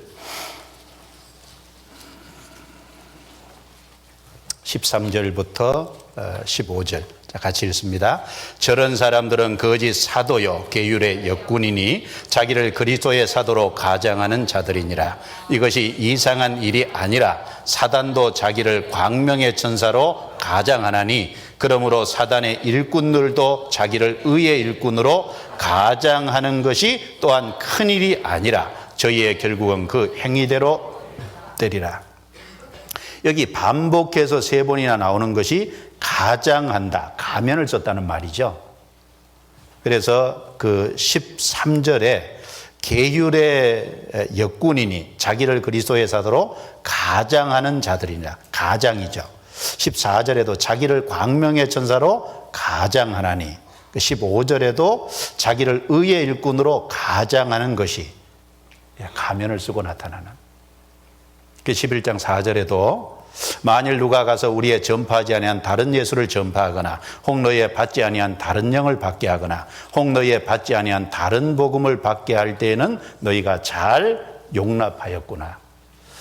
다른 영, 다른 예수, 다른 복음 믿는 세계 안에 얼마든지 기독교의 탈을 쓰고 대중적인 가르침을 가르치는, 그래서 많은 사람들에게 호응을 받는 거짓된 것이 얼마든지 있을 수 있다는 것을 성경은 말씀하고 있습니다. 가장한다 그랬으니까요. 그래서 진리의 말씀을 옳게 분별하는, 어느 시대보다도 특별히 이 마지막 시대, 우리가 살아가는 시대는 진리의 말씀을 옳게 분별하는 지혜는 우리 청년들에게 너무너무 중요합니다. 왜? 그 옳게 분별할 때 자기를 깨끗하게 할 수 있고 또 주님 앞에 드리기를 힘쓸 수 있고, 그로 말미암아 하나님이 기쁘시게 받고 사용할 수 있잖아요. 요한계시록 그 2장에 보면 에베소 교회는 거짓 사도들의 거짓된 것을 드러낸 그것에 대해서 칭찬을 받았지 않습니까? 그래서 사실은 가장 위험한 것이요, 안팎으로 어떤 미혹하는 세력이 있는데 정말 위험한 것은 안에서 일어나는 거죠. 안에서. 그래서 안팎에 거짓된 것이 있다는 것을 생각해야 될 겁니다. 내가 진리의 말씀을 옳게 분별하며, 우리 교회 안에 청년들이 참 많다는 것이 감사하고, 또 청년들이 성경을 가까이 한다는 게 참 감사하고, 그 성경의 말씀을 옳게 분별하기 위해서 이제 성경을 부지런히 배운다는 게 참 너무너무 감사한 일인 것이 틀림이 없습니다. 그렇다면 어떻게 지극히 선한 것을 분별하고 옳고 그른 것을 분별할 수 있을까? 우리가 몇 가지를 좀 생각해 보면, 첫 번째는 두말할 것도 없이 말씀입니다. 무엇이든지 기준이 무너지면 안 되잖아요. 한 나라가 바르게 세워지기 위해서는 법과 질서가 바르게 세워지고, 그 법과 질서에 따라서 나라가 공권력이 견고하게 될 때 결국은 든든한 나라가 되지 않습니까? 그런데 법과 질서가 바르게 세워지지 않은 나라는 견고해질 수가 없어요. 무엇이든지 기준이 무너지면 크게 무너집니다. 마찬가지로 지극히 선한 것을 분별하는 방법은 말씀입니다. 옳고 그른 것을 분별하는 것도 말씀이라는 거예요. 하나님은 말씀이라는 법을 통해서 세상을 다스리잖아요. 말씀이라는 절대적인 기준을 우리에게 주셨어요. 그래서 특별히 청년의 시기에 말씀이라는 안경을 딱 쓰고 세상을 바라보는, 말씀이라는 안경을 하나 쓰면 세상에 여러 귀신들이 있는데 안 물려가잖아요. 그래서 말씀이라는 안경을 딱 써야 됩니다. 하나님은 이 세상을 다스릴 때 말씀의 법을 통해서 다스려가요. 시편 119편 한번 찾아볼까요? 시편 119편 89절부터 91절까지입니다. 89절부터 91절. 89절부터 91절 같이 읽어볼까요? 여호와여, 주의 말씀이 영원히 하늘에 굳게 섰사오며 주의 성실하심은 대대 이르나이다. 주께서 땅을 세우셨으므로 땅이 항상 있사오니 천지가 주의 규례대로 오늘까지 있으면 만물이 주의 종이 된 영원이다. 자, 주의 말씀이 영원히 하늘에 굳게 섰사오며, 하나님은 이 피조 세계를 만드실 때도 말씀으로 만드셨지 않습니까? 빛이 있으라. 물론 거기에 하나님의 능력과 지혜가 동원됐죠. 그런데 만드실 때 말씀으로 빛이 있으라. 말씀으로 궁창 위의 물과 궁창 아래의 물로 나뉘라. 말씀으로 묻이 드러나라. 말씀으로 계속 만드셨습니다. 그 말씀이 이 세상을 지금까지 유지 보존하고 있잖아요. 천지가 주의 규례대로, 말씀대로죠. 오늘까지 있으면 만물이 주의 종이 된 영혼이다. 하나님은 지금도 만물을 뭘로 다스리고 계실까요? 말씀으로 다스리고 계시죠. 시편 147편 한번 찾아볼까요? 147편 15절부터 20절, 여기 이런 말씀이 있죠. 15절부터 20절 같이 읽어볼까요? 그 명을 땅에 보내시니 그 말씀이 속히 달리는도다. 눈을 양털같이 내리시며 서리를 재같이 흩으시며 우박을 떡 부스러기같이 뿌리시나니 누가 능히 그 추위를 감당하리요. 그 말씀을 보내사 그것들을 녹이시고 바람을 불게 하신즉 물이 흐르는도다. 저가 그 말씀을 야곱에게 보이시며 그 율례와 규례를 이스라엘에게 보이시는도다. 아무 나라에게도 이같이 행치 아니하셨나니 저희는 그 규례를 알지 못하였도다. 할렐루야. 하나님을 찬양하는 시편인데, 그 명령을, 말씀이죠, 말씀을 땅에 보내시니 말씀이 속히 달리는도다.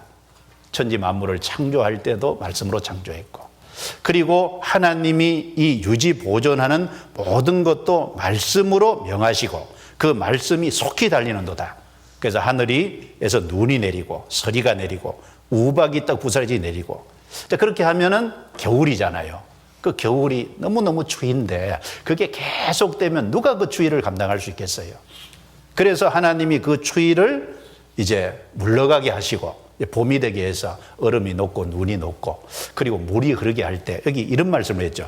그 말씀을 보내사 그것들을 녹이시고 바람을 불게 하신 즉 물이 흐르는도다. 뭘 보내셨어요? 말씀을 보내사. 그러니까 봄, 여름, 가을, 겨울이 오는 이 모든 것도 유지 보존되는 것도 뭘로 하고 계시다고요? 말씀으로. 그 말씀을 보내사. 바로 그 만물을 창조하시고 만물을 유지 보존 다스리는 그 말씀을 하나님이, 그 하나님의 똑같은 동일한 말씀을 누구에게 주셨어요? 이스라엘 역사 속에서 하나님이 그 말씀을 주셨잖아요. 그런데 이스라엘 외에 다른 민족에게는 말씀을 안 주셨잖아요. 그런데 우리 시대는 이스라엘 민족이 아니라 누구에게 주셨어요? 구원받은 성도들에게 그 말씀을 주셨잖아요. 불신자에게는 그 말씀을 받아들이지도 않지 않습니까? 말씀을 믿지도 않죠.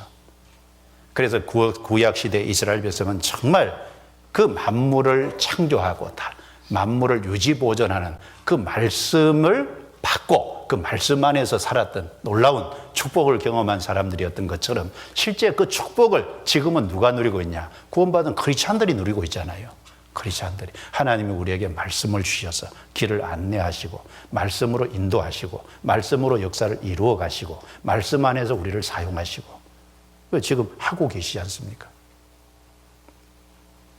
그래서 말씀이라는 절대적인 어떤 것과 비교할 수도 없는 절대적인 기준을 우리에게 주셨다는 겁니다. 그래서 하나님이 가장 높이 올려놓은 최고 우위에 주신 것이 말씀입니다. 하나님조차도 그 말씀 밑으로 내려오셨으니까 하물며 우리야 말할 것도 없죠. 성경 시편 138편, 시편 찾았으니까 138편 2절을 보겠습니다. 2절.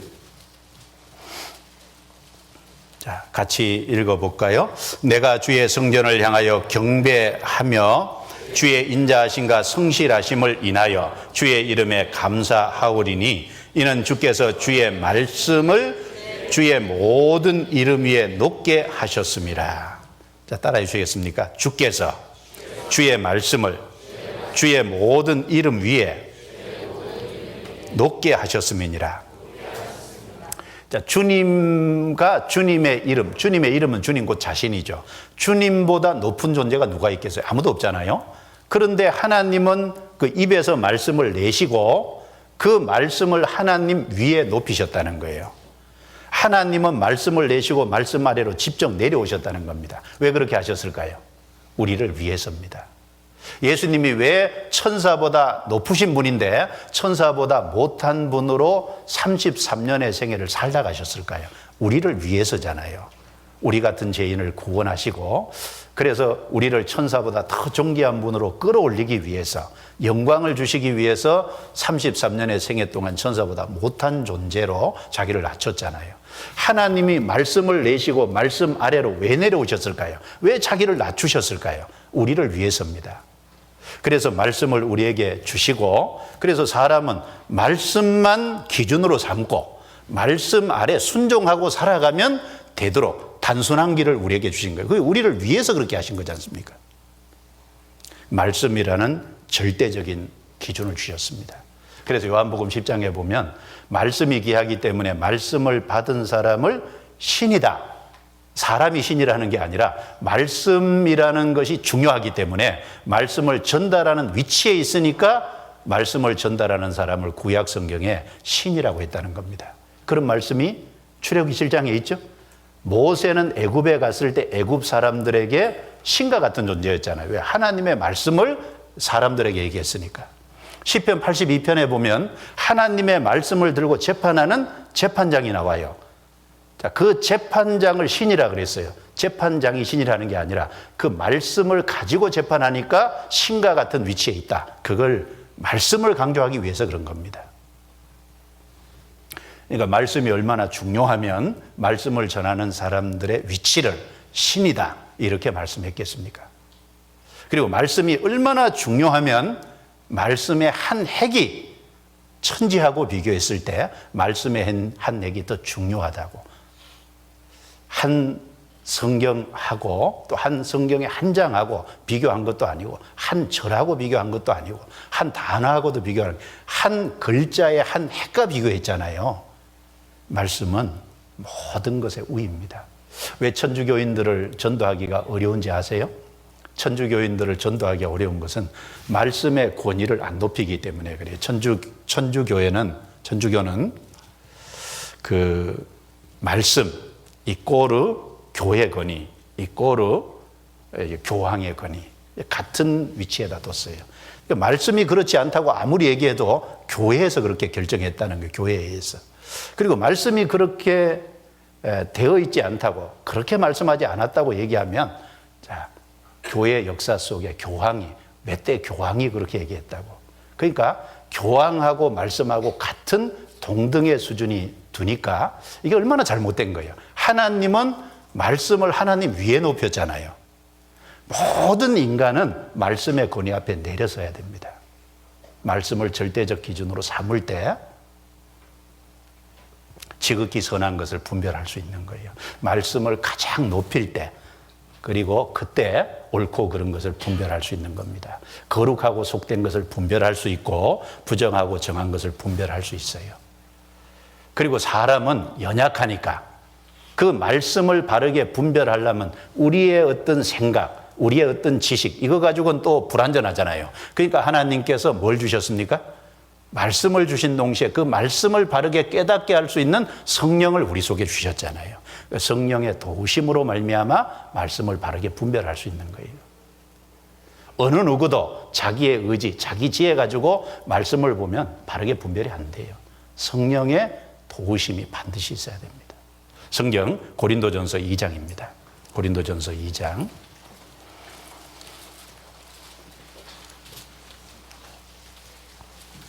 고린도전서 2장.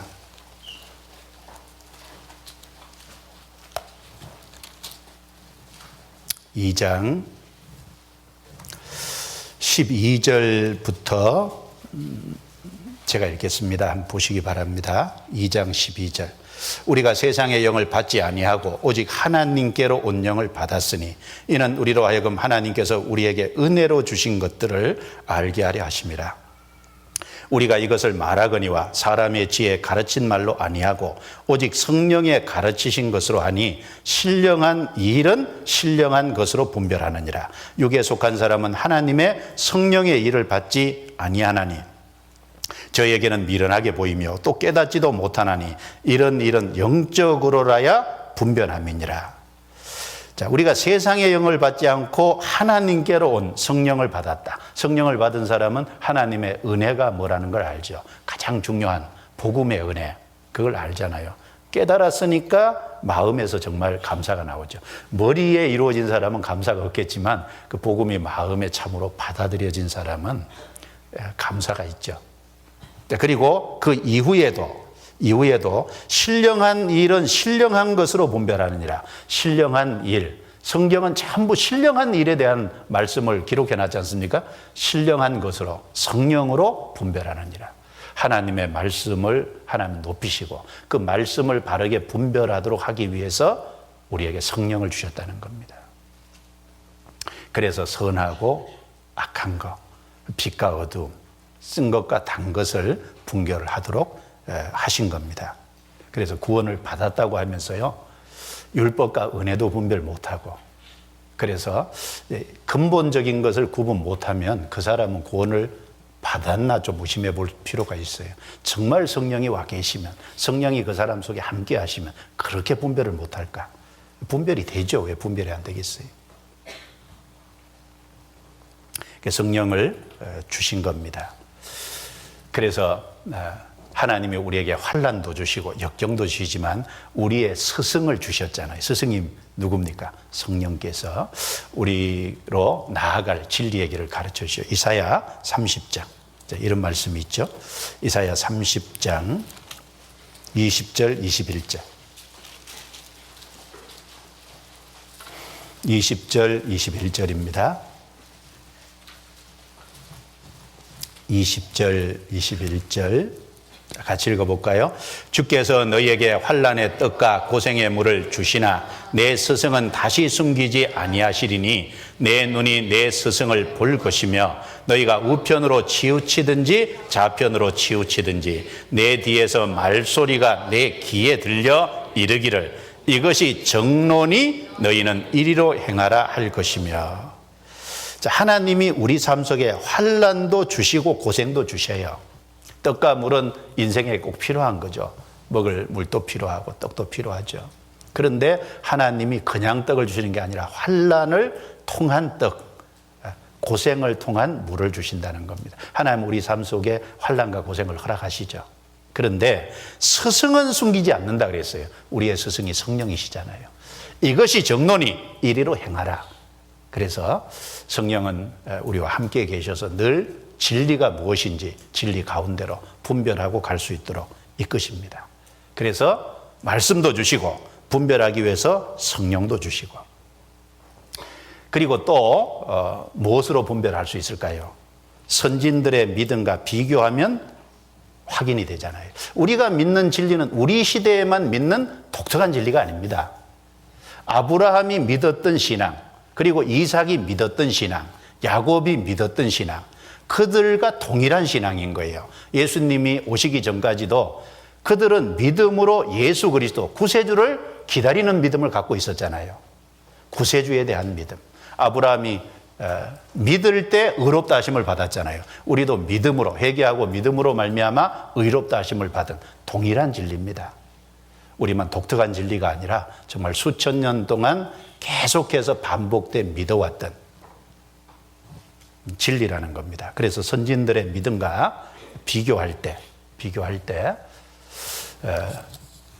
선한 것과 악한 것, 옳은 것과 그런 것, 지극히 선한 것들을 분별할 수가 있을 겁니다. 스펄전 목사가 지은 책도 쭉 보면요, 스펄전 목사가 쓴 내용도 같은 믿음이잖아요. 같은 믿음. 그리스도에 대한 확실한 믿음. 그래서 신명기 32장에 이런 말씀을 하셨습니다. 한번 찾아보죠. 신명기 32장.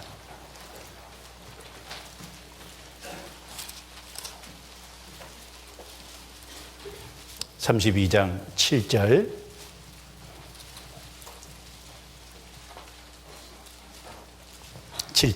자, 같이 읽어볼까요? 옛날을 기억하라. 역대의 연대를 생각하라. 내 아비에게 물으라. 그가 내게 설명할 것이요 내 어른들에게 물으라. 그들이 내게 이르리로다. 신앙의 선배들이 갔던 길을 따라가는 것이 지혜지 않습니까? 그래서 여기 옛날을 기억하라. 역대 연대를 생각하라. 역대 연대라는 건 하나님이 아브라함부터 시작해서 그 다음에 이삭, 야곱, 애굽에 들어갔던 거, 애굽에서 건져내신 거, 이 모든 역대 연대, 그 연대 속에 하나님이 행하신 일이 있잖아요. 그걸 생각하면 무엇이 바른 믿음인지 알 수 있다는 거죠. 그래서 아비에게 물으라. 어른들에게 물으라. 그들이 내게 이르리로다. 신앙의 선배들이 갔던 길을, 그들이 갔던 길이 어떤 길인지 생각해 보면 옳고 그른 것, 선한 것이 무엇인지를 알 수 있다는 얘기를 하신 겁니다. 제가 아프리카 카메룬에 가서 카메룬에 이제 목사님들 한 200분 정도, 물론 카메룬만 아니고 주변에서 오신 분들 같이 쭉 성경을 공부했는데 사도행전 13장부터 사도행전을 제가 쭉 좀 몇 시간을 가르쳤어요. 이제 쭉 듣더니 얼마나 좋아하는지 몰라요. 왜 좋아하냐고 그러니까 우리가 믿는 믿음하고 똑같은 애요. 그렇죠? 우리가 믿는 믿음하고 같은 믿음이죠. 이제 사도행전 13장 한번 찾아보겠습니다. 사도행전 13장. 이 사도행전도 오래전에 기록된 거지 않습니까? 13장. 자, 13장 그 내용에 보면 비시디아 안디옥 해당에서 설교한 내용이 사도행전 13장 그 14절 내용부터 쭉 나와 있어요. 근데 이걸 쭉 읽어보면 복잡해 보이는데 복잡한 게 아니고 하나님이 아브라함을 선택하시고 그리고 이삭, 야곱 그리고 애굽에 들어갔다 건져내시고 그리고 사사시대 350년을 거쳐서 하나님이 그들 속에 계속 역사에 오셨는데 하나님이 초대왕 사울을 세우고 사울이 실격자가 되니까 하나님이 다윗을 세워서 다윗을 통해서 구주를 약속했다. 바로 그 구세주가 예수다라는 얘기를 한 겁니다. 그리고 그 다윗을 통해서 예수님의 성육신, 예수님의 부활도 약속했는데 그 말씀대로 예수님이 실제 성육신 하신 게 맞고 예수님이 육체가 썩지 않고 부활하신 것이 맞다. 그걸 쭉 말한 거예요. 비시디아 안디옥 교회에서 유대인들에게. 그러니까 다윗에게 약속한 구주가 바로 예수. 그 다윗을 통해서 약속한 예수가 바로 이스라엘 땅에 왔다 간 바로 그 예수다. 구주가 예수다. 그걸 쭉 논증을 한 겁니다. 그러면서 38절, 39절 같이 읽어볼까요? 38절, 39절 같이 읽습니다. 그러므로 형제들아 너희가 알 것은 이 사람을 힘입어 제사함을 너희에게 전하는 이것이며 또 모세의 율법으로 너희가 의롭다 하심을 얻지 못하던 모든 일에도 이 사람을 힘입어 믿는 자마다 의롭다 하심을 얻는 이것이라. 여기 반복되는 게 이 사람을 힘입어. 이 사람이 누구죠? 앞에 쭉 말하고 있는 구주 예수님이죠. 예수님을 통해서 죄사함을 너에게 전하는 것이다. 그리고 예수님, 이 사람을 통해서 믿는 자마다 의롭다 하심을 얻는 것이다. 예수님을 통해서 죄사함 받고 예수님을 통해서 의롭다 함을 받고 믿음으로 의롭다 함을 받는 진리. 바로 예수님을 믿어서 죄사함을 받는 진리. 이게 핵심이라는 거잖아요. 마지막 그렇게 정리하고 그리고 그 예수님을 통해서 죄사함 받지 않고 의롭다함을 받지 못하는 그리스도를 받아들이지 못하는 사람은 결국은 멸망할 거라는 경고를 하고 설교를 마쳤지 않습니까? 그러니까 비시디아 안디옥 해당에서 전도한 핵심은 바로 다윗에게 약속한 구주가 예수라는 얘기를 한 겁니다. 그리고 예수님을 통해 제사함 받고 믿어서 의롭다함을 받는 진리를 얘기한 거죠. 17장을 넘어가 보겠습니다. 17장 2절 3절 2절 3절 자, 또 같이 읽어볼까요? 바울이 자기의 규례대로 저희에게 들어가서 새 안식일에 성경을 가지고 강론하며 뜻을 풀어 그리스도가 해를 받고 죽은 자 가운데서 다시 살아야 할 것을 증명하고 이르되 내가 너에게 전하는 이 예수가 곧 그리스도라. 그러니까 성경을 가지고 뜻을 풀어서 내용은 그리스도 구세주가 해를 받고 죽고 그 다음에 다시 살아. 그리스도의 죽음과 부활. 자, 구세주는 반드시 죽고 부활해야 된다. 그런데 그 구세주가 그리스도가 곧 예수라. 바로 그분이 예수님이 곧 그리스도라는 걸 증거하지 않습니까? 그래서 수천 년 역사 속에 믿어왔던 동일한 진리를 사실 우리가 그대로 믿고 있잖아요. 성경 18장 5절도 보죠. 18장 5절. 자, 이것은 데살로니가 지역에서 전도한 핵심 메시지고 18장은 고린도에서 전도한 거죠. 18장 5절. 같이 읽겠습니다. 실라와 디모데가 마게도냐로서 내려오매 바울이 하나님의 말씀에 붙잡혀 유대인들에게 예수는 그리스도라 밝히 증거하니 예수는 그리스도라고 밝히 증거했다. 메시지가 아주 단순하지 않습니까? 예수가 바로 그리스도다. 예수가 바로 구세주다. 19장 28절 보시죠. 19장 28절 같이 읽습니다. 이는 성경 18장 28절 죄송합니다. 왜 안 따라하나 했어요. 18장 28절 같이 읽습니다. 이는 성경으로서 예수는 그리스도라고 증거하여 공중 앞에서 유력하게 유대인의 말을 이기밀러라. 여기 아볼로에 대한 얘기죠. 아볼로가 구원이 불확실했기 때문에 그 브리스갈라와 아굴라가 데려다가 풀어서 깨닫게 해줬고, 그래서 이 아볼로가 고린도에 건너가서 성경으로서 예수는 그리스도라고 증거했어요. 예수가 바로 그리스도다. 우리가 성경 창세기부터 요한계시록 안에 믿는 핵심 메시지가 뭡니까? 바로 2000년 전에 이스라엘 땅에 오셨다 가신 예수가 우리의 구세주라는 걸 믿고 전하는 거잖아요. 바로 그분을 통해서 우리가 제사함 받고 그분을 믿음으로 의롭다함을 받는, 이거 어려운 진리가 아니지 않습니까? 그러니까 수천 년 역사 속에 선진들이 믿어왔던 그 핵심 진리가 무엇인지를 생각하면 옳고 그른 거, 그리고 지극히 선한 것이 무엇인지를 분별할 수 있다는 겁니다. 그리고 또 분별할 수 있는 지혜는 내가 주님 뜻대로 살고자 하는 결심을 세우면 바르게 분별할 수 있어요. 그냥 단지 머리로 배우면 모를 수도 있어요. 그런데 내가 살아보겠다고 정말 진리 가운데 바르게 행하려는 마음 가운데 결심을 세우고 들으면 분명히 지극히 선한 것, 그리고 옳고 그른 것을 분별할 수 있습니다. 요한복음 7장입니다. 요한복음 7장.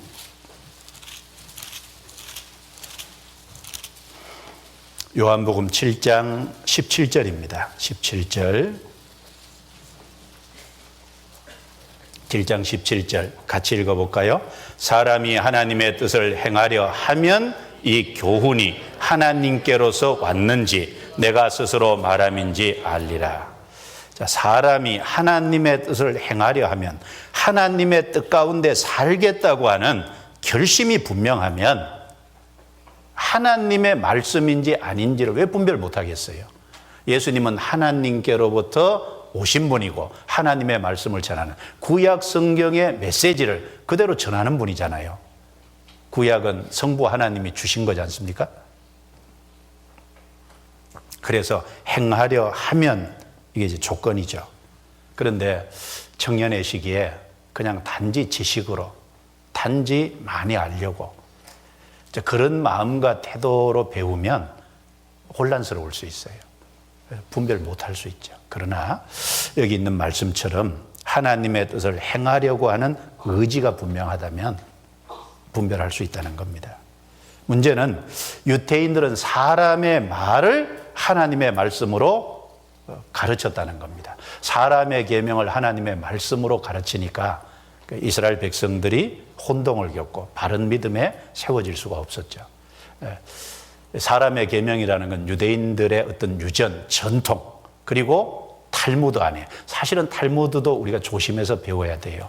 탈무드 안에 있는 게 다 성경은 아니죠. 성경을 해석한 게 탈무드지 않습니까? 그런데 그 탈무드 자체에 성경에 있는 내용이 플러스되고 그리고 빠진 것이 많아요. 가감한 것들이 꽤 있었어요. 그걸 사람의 계명이라고 한 거거든요. 그렇게 가르침 받으니까 바른 진리가 무엇인지를 분별 못한 겁니다. 그래서 마태복음 15장 3절에 대답하여 가라사대 너희는 어찌하여 너희 유전으로 하나님의 계명을 범하느냐. 너희 유전으로 하나님의 계명을 범하느냐. 성경을 순수하게 배우는 것이 아니라 성경에다가 더하고 뺀. 그 성경은 그 1600년이란 긴 기간 동안 기록이 됐지만 서로 조화를 이루고 있잖아요. 그런데 한쪽을 세우기 위해서 한쪽이 허물어지는, 그렇게 성경을 해석하면 안 되죠. 조화를 이루게 돼 있는데 부분적인 진리를 가르치고 가감해서 가르치고, 그건 결국은 사람을 신앙에서 멀어지게 하고 하나님을 사랑하는 데서 멀어지게 하는 것일 뿐이라는 겁니다. 그러면 우리 시대는 안 그럴까요? 우리 시대도 그런 거 많죠.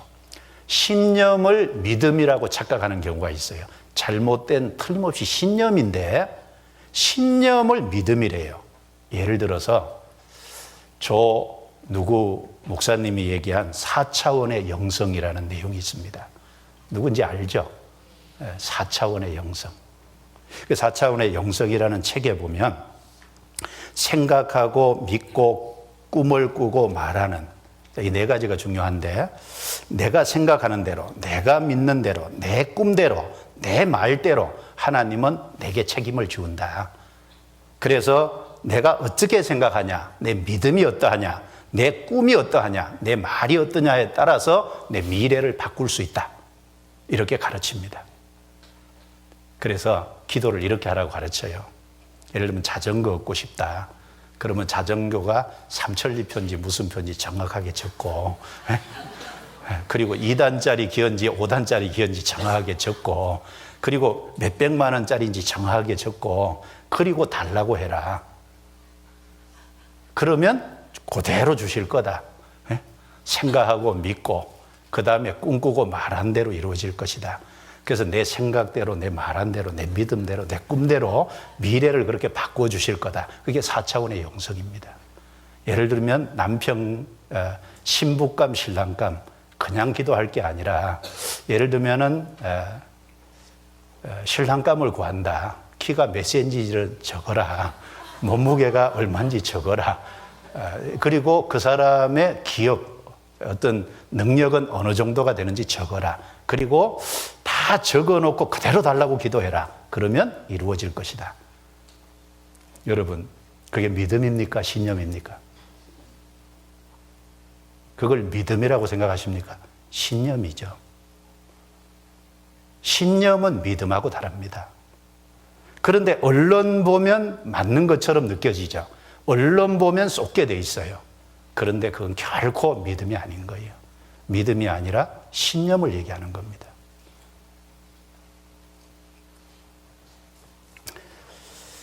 자, 적극적 사고방식이라는 책이 있어요. 그게 이제 노먼 빈센트 필이라는 사람이 이제 기록한 책인데, 긍정, 낙관, 확신을 하면 꿈꾼 대로 이루어진대요. 적극적 사고방식, 긍정적인 사고방식, 낙관, 그리고 확신, 그런 것을 꿈을 꾸면 그대로 이루어진답니다. 그게 신념입니까? 믿음입니까? 신념입니다. 긍정적 힘, 조엘 오스틴 목사가 쓴 책이에요. 엄청나게 팔렸습니다. 똑같은 얘기예요. 여러분, 신념은 믿음이 아닙니다. 그런데 잘 보세요. 주님을 따라가는 길에 주님은 제자의 조건으로서 가장 먼저 요구한 것이 뭔지 아세요? 자기를 부인하고, 그것부터 요구했어요. 신앙은 자기를 부인하는 겁니다. 내 자신을 주님이 어떤 일에 사용하시든지 자유롭게 사용하시라고 내 자신을 주님께 드리는 거지 않습니까? 그렇죠? 어떻게 쓰시고는 주님이 쓰시는 거예요. 내 생각대로, 내 말대로, 내 신념대로 되는 게 아닙니다. 주님을 따라가는 길은 가장 첫 번째 자기를 부인하는 길이에요. 쉬운 길이 아닙니다. 자기 신념대로 가는 건 꽃길이죠. 누가복음 9장 찾아보겠습니다. 누가복음 9장.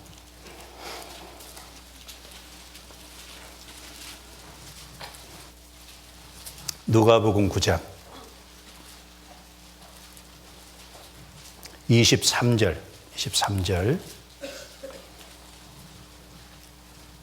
자, 같이 읽겠습니다. 또 무리에게 이르시되 아무든지 나를 따라오려거든 자기를 부인하고 날마다 제 십자가를 지고 나를 좇을 것이니라. 자, 예수님이 뒤따라오는 자기를 쫓는 제자들에게 아무든지 나를 따라오려, 누구든지입니다. 예외가 없어요. 가장 첫 번째 주님이 제시한 게 자기를 부인하고 옵니다. 자기 욕망을 이루는 게 아니라 자기를 부인하는 거거든요. 주님이 첫 번째 말씀하는 것이 너는 죽고 장사 지냈다는 거잖아요. 새 사람이 됐다는 거지 않습니까? 자기를 부인하고 날마다 제 십자가를 지고 나를 좇을 것이니라. 주님을 따라가는 길은 꽃길이 아니라 이 땅에서 고난의 길입니다. 고난의 길이지만 영혼 속에서 축복이 약속된 길이에요. 물론 긍정의 긍정적인 사고, 좋은 마음을 가지려고 하는 것 자체는 괜찮아요. 그러나 그것 자체가 믿음은 아니지 않습니까? 그게 나쁘다는 말이 아니라 그것 자체대로 이루어진다고 생각하는 건 그건 옳지 않은 거예요. 좋은 마음을 갖고 긍정적인 사고방식을 갖고 사는 것은 좋은 거예요. 그렇죠? 그러나 내 생각대로, 내 말대로, 내 꿈대로 그대로 꾸면은 이루어진다고. 미래가 변화될 수 있다고. 그건 자기를 위한 겁니까? 주님을 위한 겁니까? 자기를 위한 거죠. 그게 마치 믿음인 것처럼 우리 시대 할개를 칩니다. 그래서 인간은 하나님 앞에 타락되어 있기 때문에 하나님을 의지해야 되는 거예요. 우리의 마음대로, 우리의 생각대로가 아니라 자기를 부인하고 주님 뜻과 주님 말씀에다 우리의 생각과 마음과 의지를 맞춰야 되는 겁니다. 그것이 맞죠. 그래서 우리 앞에 나오는 사람이 말하는 걸 무조건 믿을 것이 아니라 숨은 동기가 뭔지를 잘 알아봐야 되는 거예요. 또 이런 사람들도 있죠. 뭔가 하나 깨달으면 신앙이 어떤 경지에 이른다. 정말 그럴까요? 그렇지 않아요. 구원은 단번에 이르지만 성장은 과정이 필요한 겁니다. 뭘 당장 깨달아서 신앙이 자라는 것이 아니에요. 신앙이 자라는 건 시간이 필요하고 그리고 거기 말씀이 필요하고 그렇죠? 그리고 그 말씀이 삶에 적용되는 것이 필요하고 그러면서 조금씩 성장해 가는 겁니다. 그래서 단번에 뭘 하나 깨달으면 신앙이 완전히 성장한다는 그런 것도 잘못된 겁니다. 그래서 우리 주변에 사람의 계명인데 마치 말씀인 것처럼 가르쳐지는 것이 제가 대표적인 예를 들었지만 많이 있다는 거예요. 많이 있는데 그런데 분명한 것은 사람이 하나님의 뜻을 행하려고 분명한 목적을 갖고 살면 그런 것에서 구분될 수 있다는 겁니다. 그리고 무엇이 더 중요한지 덜 중요한지 중요하고 덜 중요한 것을 생각해야 되지 않습니까? 마태복음 23장에 유대인 율법사들 바리새인들은 11조는 철저히 하면서 율법에 더 중한 의와 인가심은 버렸지 않습니까? 믿음이 중요하고 사랑이 중요하고 정말 확실한 믿음과 정말 그 안에 온전한 사랑이 있으면 주님 뜻 가운데 사는 의로운 삶이 필요하지 않습니까? 그런데 그것은 몽땅 무시하고 11조 드리는 것만 오로지 거기에만 창념하는 더 중요하고 덜 중요한 것이 무엇인지도 분명히 알아야 될 겁니다. 목숨을 위해서 다리를 자를 수 있지 않습니까? 그런데 다리를 위해서 심장과 머리를 잘라요? 그런 경우는 없지 않습니까? 자기가 살기 위해서 다리도 자르고 팔도 자를 수 있습니다. 실제 그 바위를 여행하다가 정말 거기 등반을 하다가 돌이 떨어져서 오른팔이 끼었잖아요. 근데 6일째 되는 날 정말 부러뜨려서 자기 등산용 칼로 그리고 이 살을 빼서 팔을 자르고 산 사람이 실제 있잖아요. 그거는 살기 위해서 그런 거죠. 그런데 팔을 위해서 목을 잘라내고 팔을 위해서 심장을 빼내는 사람은 없지 않습니까? 성경에 더 중요한 것이 있고 덜 중요한 게 있어요. 더 중요한 것을 마음에 생각해야지. 덜 중요한 것을 그걸 자기가 이루려고 그것이 옳다고 강조하려고 더 중요한 그 중요한 것들을 뒤로 하면 안 된다는 겁니다. 그리고 부분적 진리를 주의하는 것이 필요하겠죠. 부분적인 것이 마치 전체인 것인. 그리고 기적은 기적인데 그 안에 속임수가 있는 이런 것도 좀 생각할 필요가 있습니다. 기적이 나타났다고 무조건 다 하나님의 역사가 아닌 것은 분명하죠. 근데 기적은 기적인데 사람을 미혹하기 위한 속임수가 들어있는 기적. 기적이 거짓말이라는 게 아니라 그 동기가 잘못된 거짓이라는 그런 게 얼마든지 있잖아요. 그러니까 마태복음 7장에 보면 내가 예수의 이름으로 주의 이름으로 권능을 행하고 주의 이름으로 귀신을 쫓아내고 틀림없이 능력을 행했죠. 근데 예수님은 나는 내가 어디로 쏜 자인지 모르다. 모든 기적이 다 주님으로 말미암아 주어진 건 아닌 게 분명합니다. 마귀도 얼마든지 기적을 행할 수 있죠. 거짓 기적, 동기가 올바르지 못한 그런 것에 속지 않도록 분명히 해야 될 겁니다. 그래서 첫 번째는 진리의 말씀을 옳게 분별하며, 특별히 청년의 시대에 진리의 말씀을 옳게 분별하는 건 너무너무 사실 중요합니다. 그것이 될 때 부끄러울 것이 없는 일꾼으로 인정된 자기를 구별할 수 있고, 그리고 하나님 앞에 자기를 드릴 수가 있을 거예요. 주님이 귀하게 쓰실 수 있죠. 그리고 또 하나 중요한 것이 시대를 분별하는 겁니다.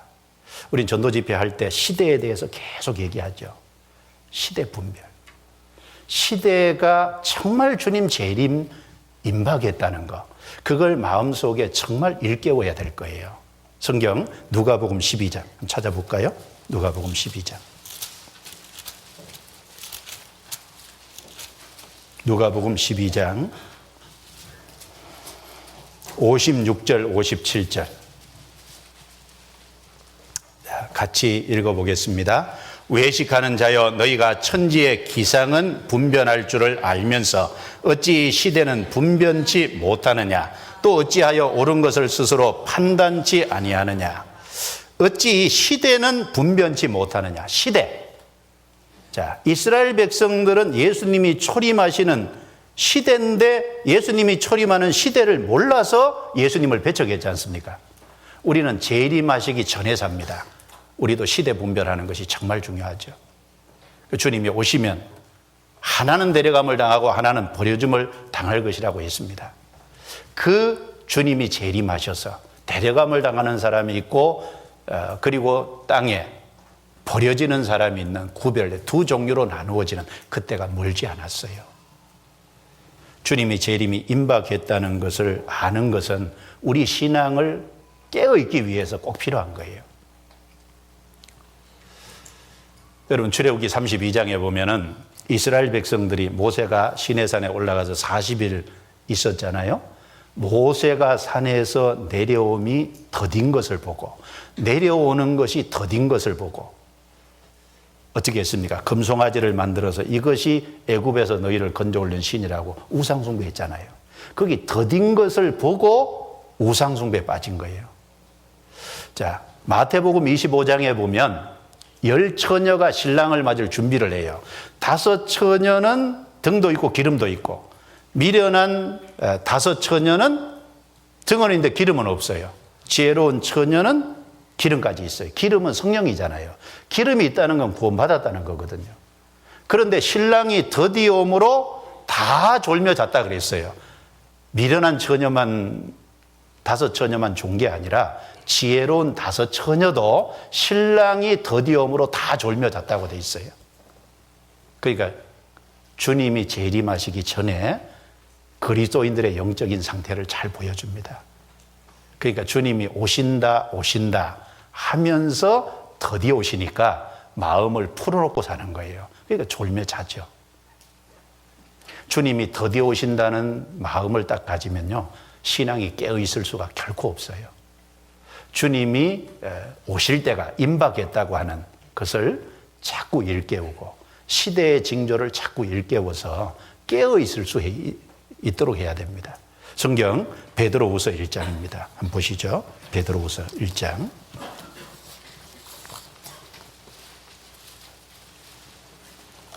베드로후서 1장. 자, 여기 주님 재림을 베드로 사도는 그 변화산에서 직접 봤죠. 미리 보여주신 거니까. 베드로후서 1장 16절. 우리 주 예수 그리스도의 능력과 강림하심을 너에게 알게 한 것이 공교히 만든 이야기를 좇은 것이 아니요 우리는 그의 크신 위엄을 친히 본 자라. 지극히 큰 영광 중에서 이러한 소리가 그에게 나기를 이는 내 사랑하는 아들이요 내 기뻐하는 자라 하실 때에 저가 하나님 아버지께 존귀와 영광을 받으셨느니라. 이 소리는 우리가 저와 함께 거룩한 산에 있을 때에 하늘로서 나옴을 들은 것이라. 19절은 같이 읽습니다. 또 우리에게 더 확실한 예언이 있어 어두운 데 비치는 등불과 같으니 날이 새어 샛별이 너희 마음에 떠오르기까지 너희가 이것을 주의하는 것이 가하니라. 자, 베드로 사도는 주님의 재림하시는 광경을 직접 봤어요. 그래서 공교히 만든 이야기가 아니라 분명한 사실이라는 것을 여기서 강조했습니다. 그리고 19절에 또 우리에게 더 확실한 예언이 있어. 자, 베드로 사도는 직접 봤지만 이 베드로 후서를 받고 있는 사람은 직접 본 게 아니죠. 이들은 뭘 갖고 있어요? 주님이 재림하심에 대한 징조의 예언을 갖고 있잖아요. 예언의 말씀을 갖고 있습니다. 여러분, 베드로는 본 것보다 더 앞세운 게 뭐죠? 예언의 말씀을 앞세웠거든요. 태양이 떠오르기 전에 샛별이 먼저 떠오르잖아요. 그런 것처럼 주님이 다시 오시기 전에 샛별이 뭡니까? 재림의 징조죠. 재림의 징조를 이게 샛별이 어디예요? 너희 마음에 떠오르기까지, 마음에 떠오르기까지, 그것이 확실하기까지 자세히 주의하는 것이 가아니라. 구원받은 성도는 누구나 주님의 재림의 징조에 대한, 재림에 대한 예언의 말씀을요, 마음에 새겨지기까지, 그것에 대한 확신을 갖기까지 자세히 주의하는 것이 정말 필요합니다. 왜요? 깨어있기 위해서. 그래야 깨어있을 수 있습니다. 여러분, 재림이 임박하다. 그럼 뭐부터 생각할까요? 내 구원이 확실한지부터 생각하겠죠. 내가 정말 주님을 맞이할 수 있을까? 오늘이라도 주님이 오시면 정말 내가 주님을 맞이할 수 있을까? 그거부터 고민해 볼 거 아니? 자기 신앙부터 분명히 하겠죠. 고린도후서 13장 5절에 너희가 믿음에 있는지 너희 자신을 시험하고 확증하라. 예수 그리스도께서 너희 안에 계신 줄을 너희가 알지 못하느냐? 그렇지 않으면 너희가 버리운 자니라. 자, 주님이 재림하시는 게 가까웠다고 생각하면 자기 신앙 문제부터 구원 문제부터 확실하게 알 거예요. 틀림없이. 그리고 주님의 재림이 임박했다면 어떡할까요? 자기가 깨어 있다가 정말 마음에 평강이 있다가, 그렇죠? 주님을 사랑하는 마음에서 정말 주님께 순종하고 그리고 복음을 전하다가 주님 앞에 쓰임받다가 주님을 만나야 되겠다는 마음이 생기지 않겠어요? 그 자기 신앙을 세우는 것을 분명히 하잖아요. 그런데 주님이 늦게 오신다고 생각하면요, 신앙이 흐리멍텅해지는 거예요.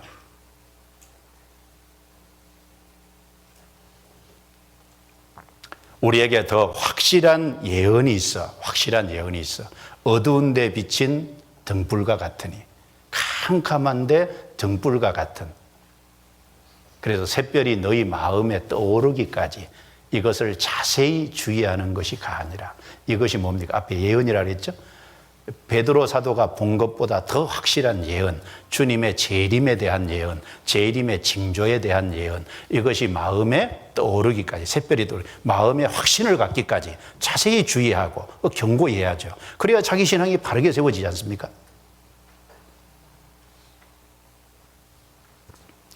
주님이 늦게 오신다고 생각하면 여러 가지 생각이 들죠. 내가 나중에 아파트 하나 사가지고 좀 살아봐야 될 텐데, 내가 나중에 이렇게 좀 돼봐야 되는데 저렇게 좀 돼봐야 될 텐데, 세상의 꿈이 커지잖아요. 근데 주님의 재림이 임박했다고 생각하면 세상의 것보다 신앙 세우는데 더 주의할 거 아니에요.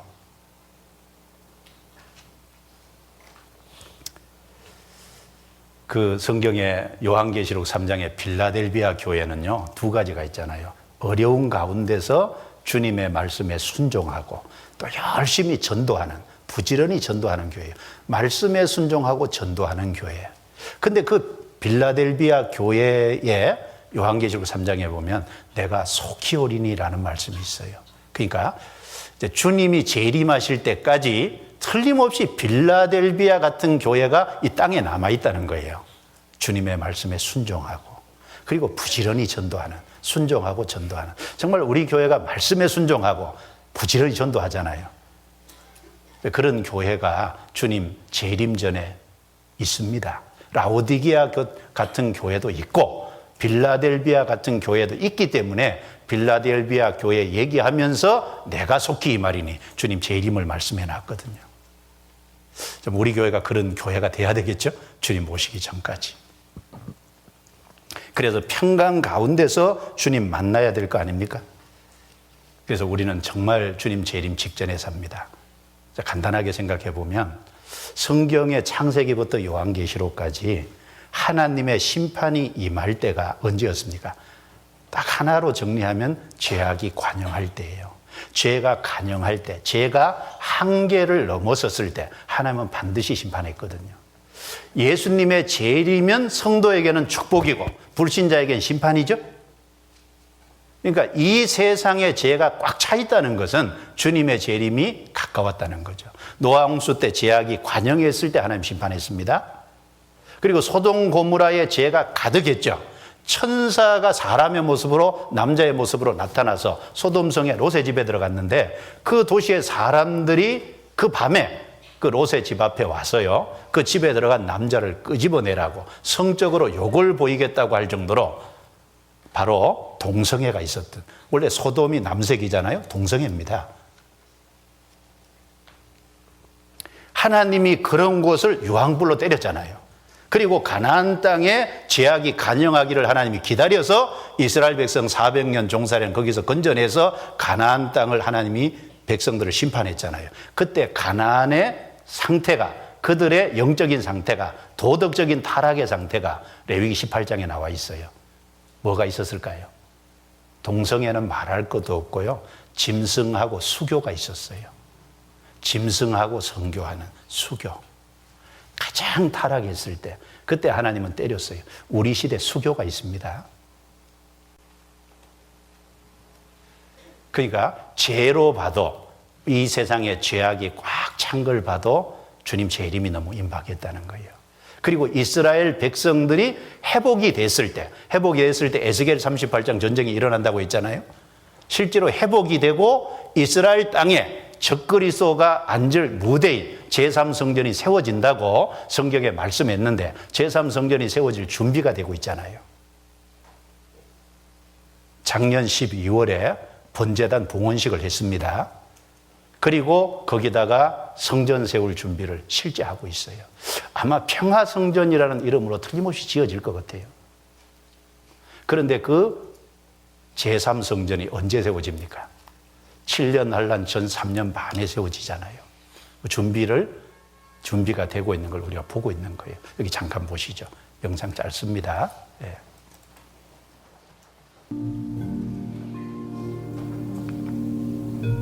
New Sanhedrin and the dedication of the third temple altar, which is unbelievable to see. We thought this was fake news, friends.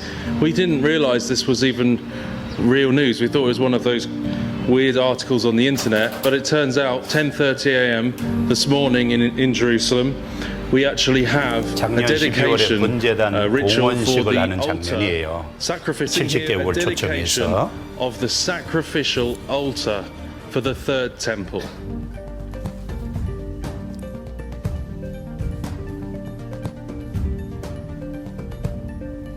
The Messiah will be the judge. The Mashiach will be the judge, and not for what he sees, and not for what he hears, but what he smells. You believe the Mashiach ben David is coming to Mashiach this ben temple? David is very soon, and he is a Jew, and he is not Jesus. And if the Christians want to hold it, they can hold it. But we will never change our mind. We prefer to go back to Auschwitz and not to change our religion.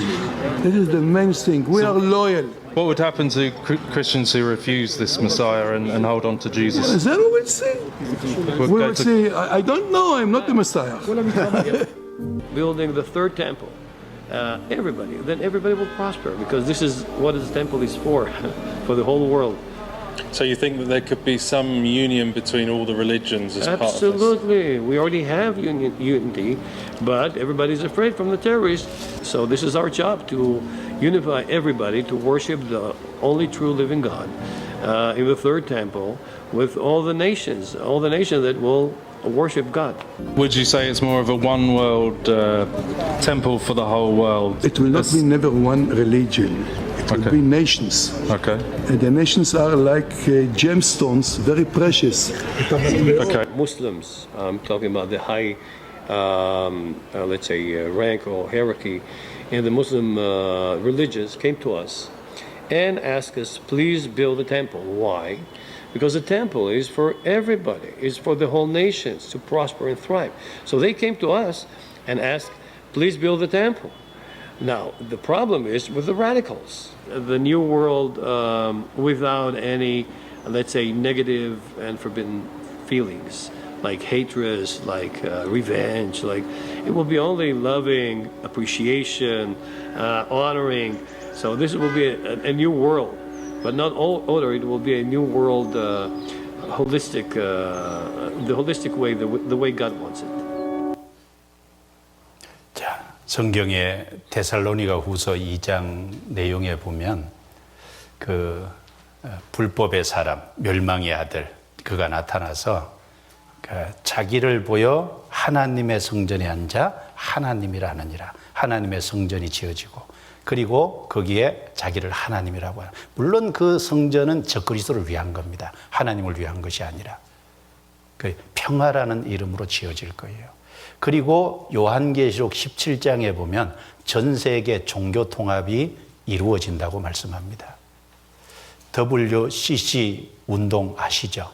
세계 교회 협의회, 세계 교회 통합하는, 결국은 모든 것이 하나로 합쳐질 겁니다. 제3성전, 그리고 세계 종교 통합, 그리고 정치적인 통합, 이런 것이 다 맞물려 있어요.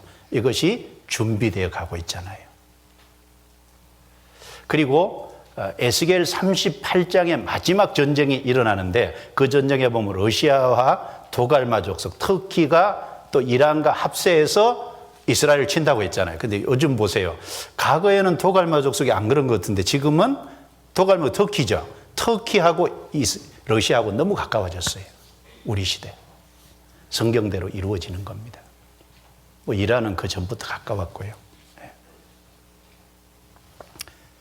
자, 그리고 적그리스도가 오른손이나 이마에 표 받는 것도 준비 다 돼 있고, 모든 것이 준비가 다 돼 있지 않습니까? 그래서 너희가 어찌 이 시대는 분변치 못하느냐. 초림하시는 예수님이 올 시대를 분변치 못해서 그리스도를 배척했어요. 재림하시는 주님, 우리는 이 시대를 분변해야죠.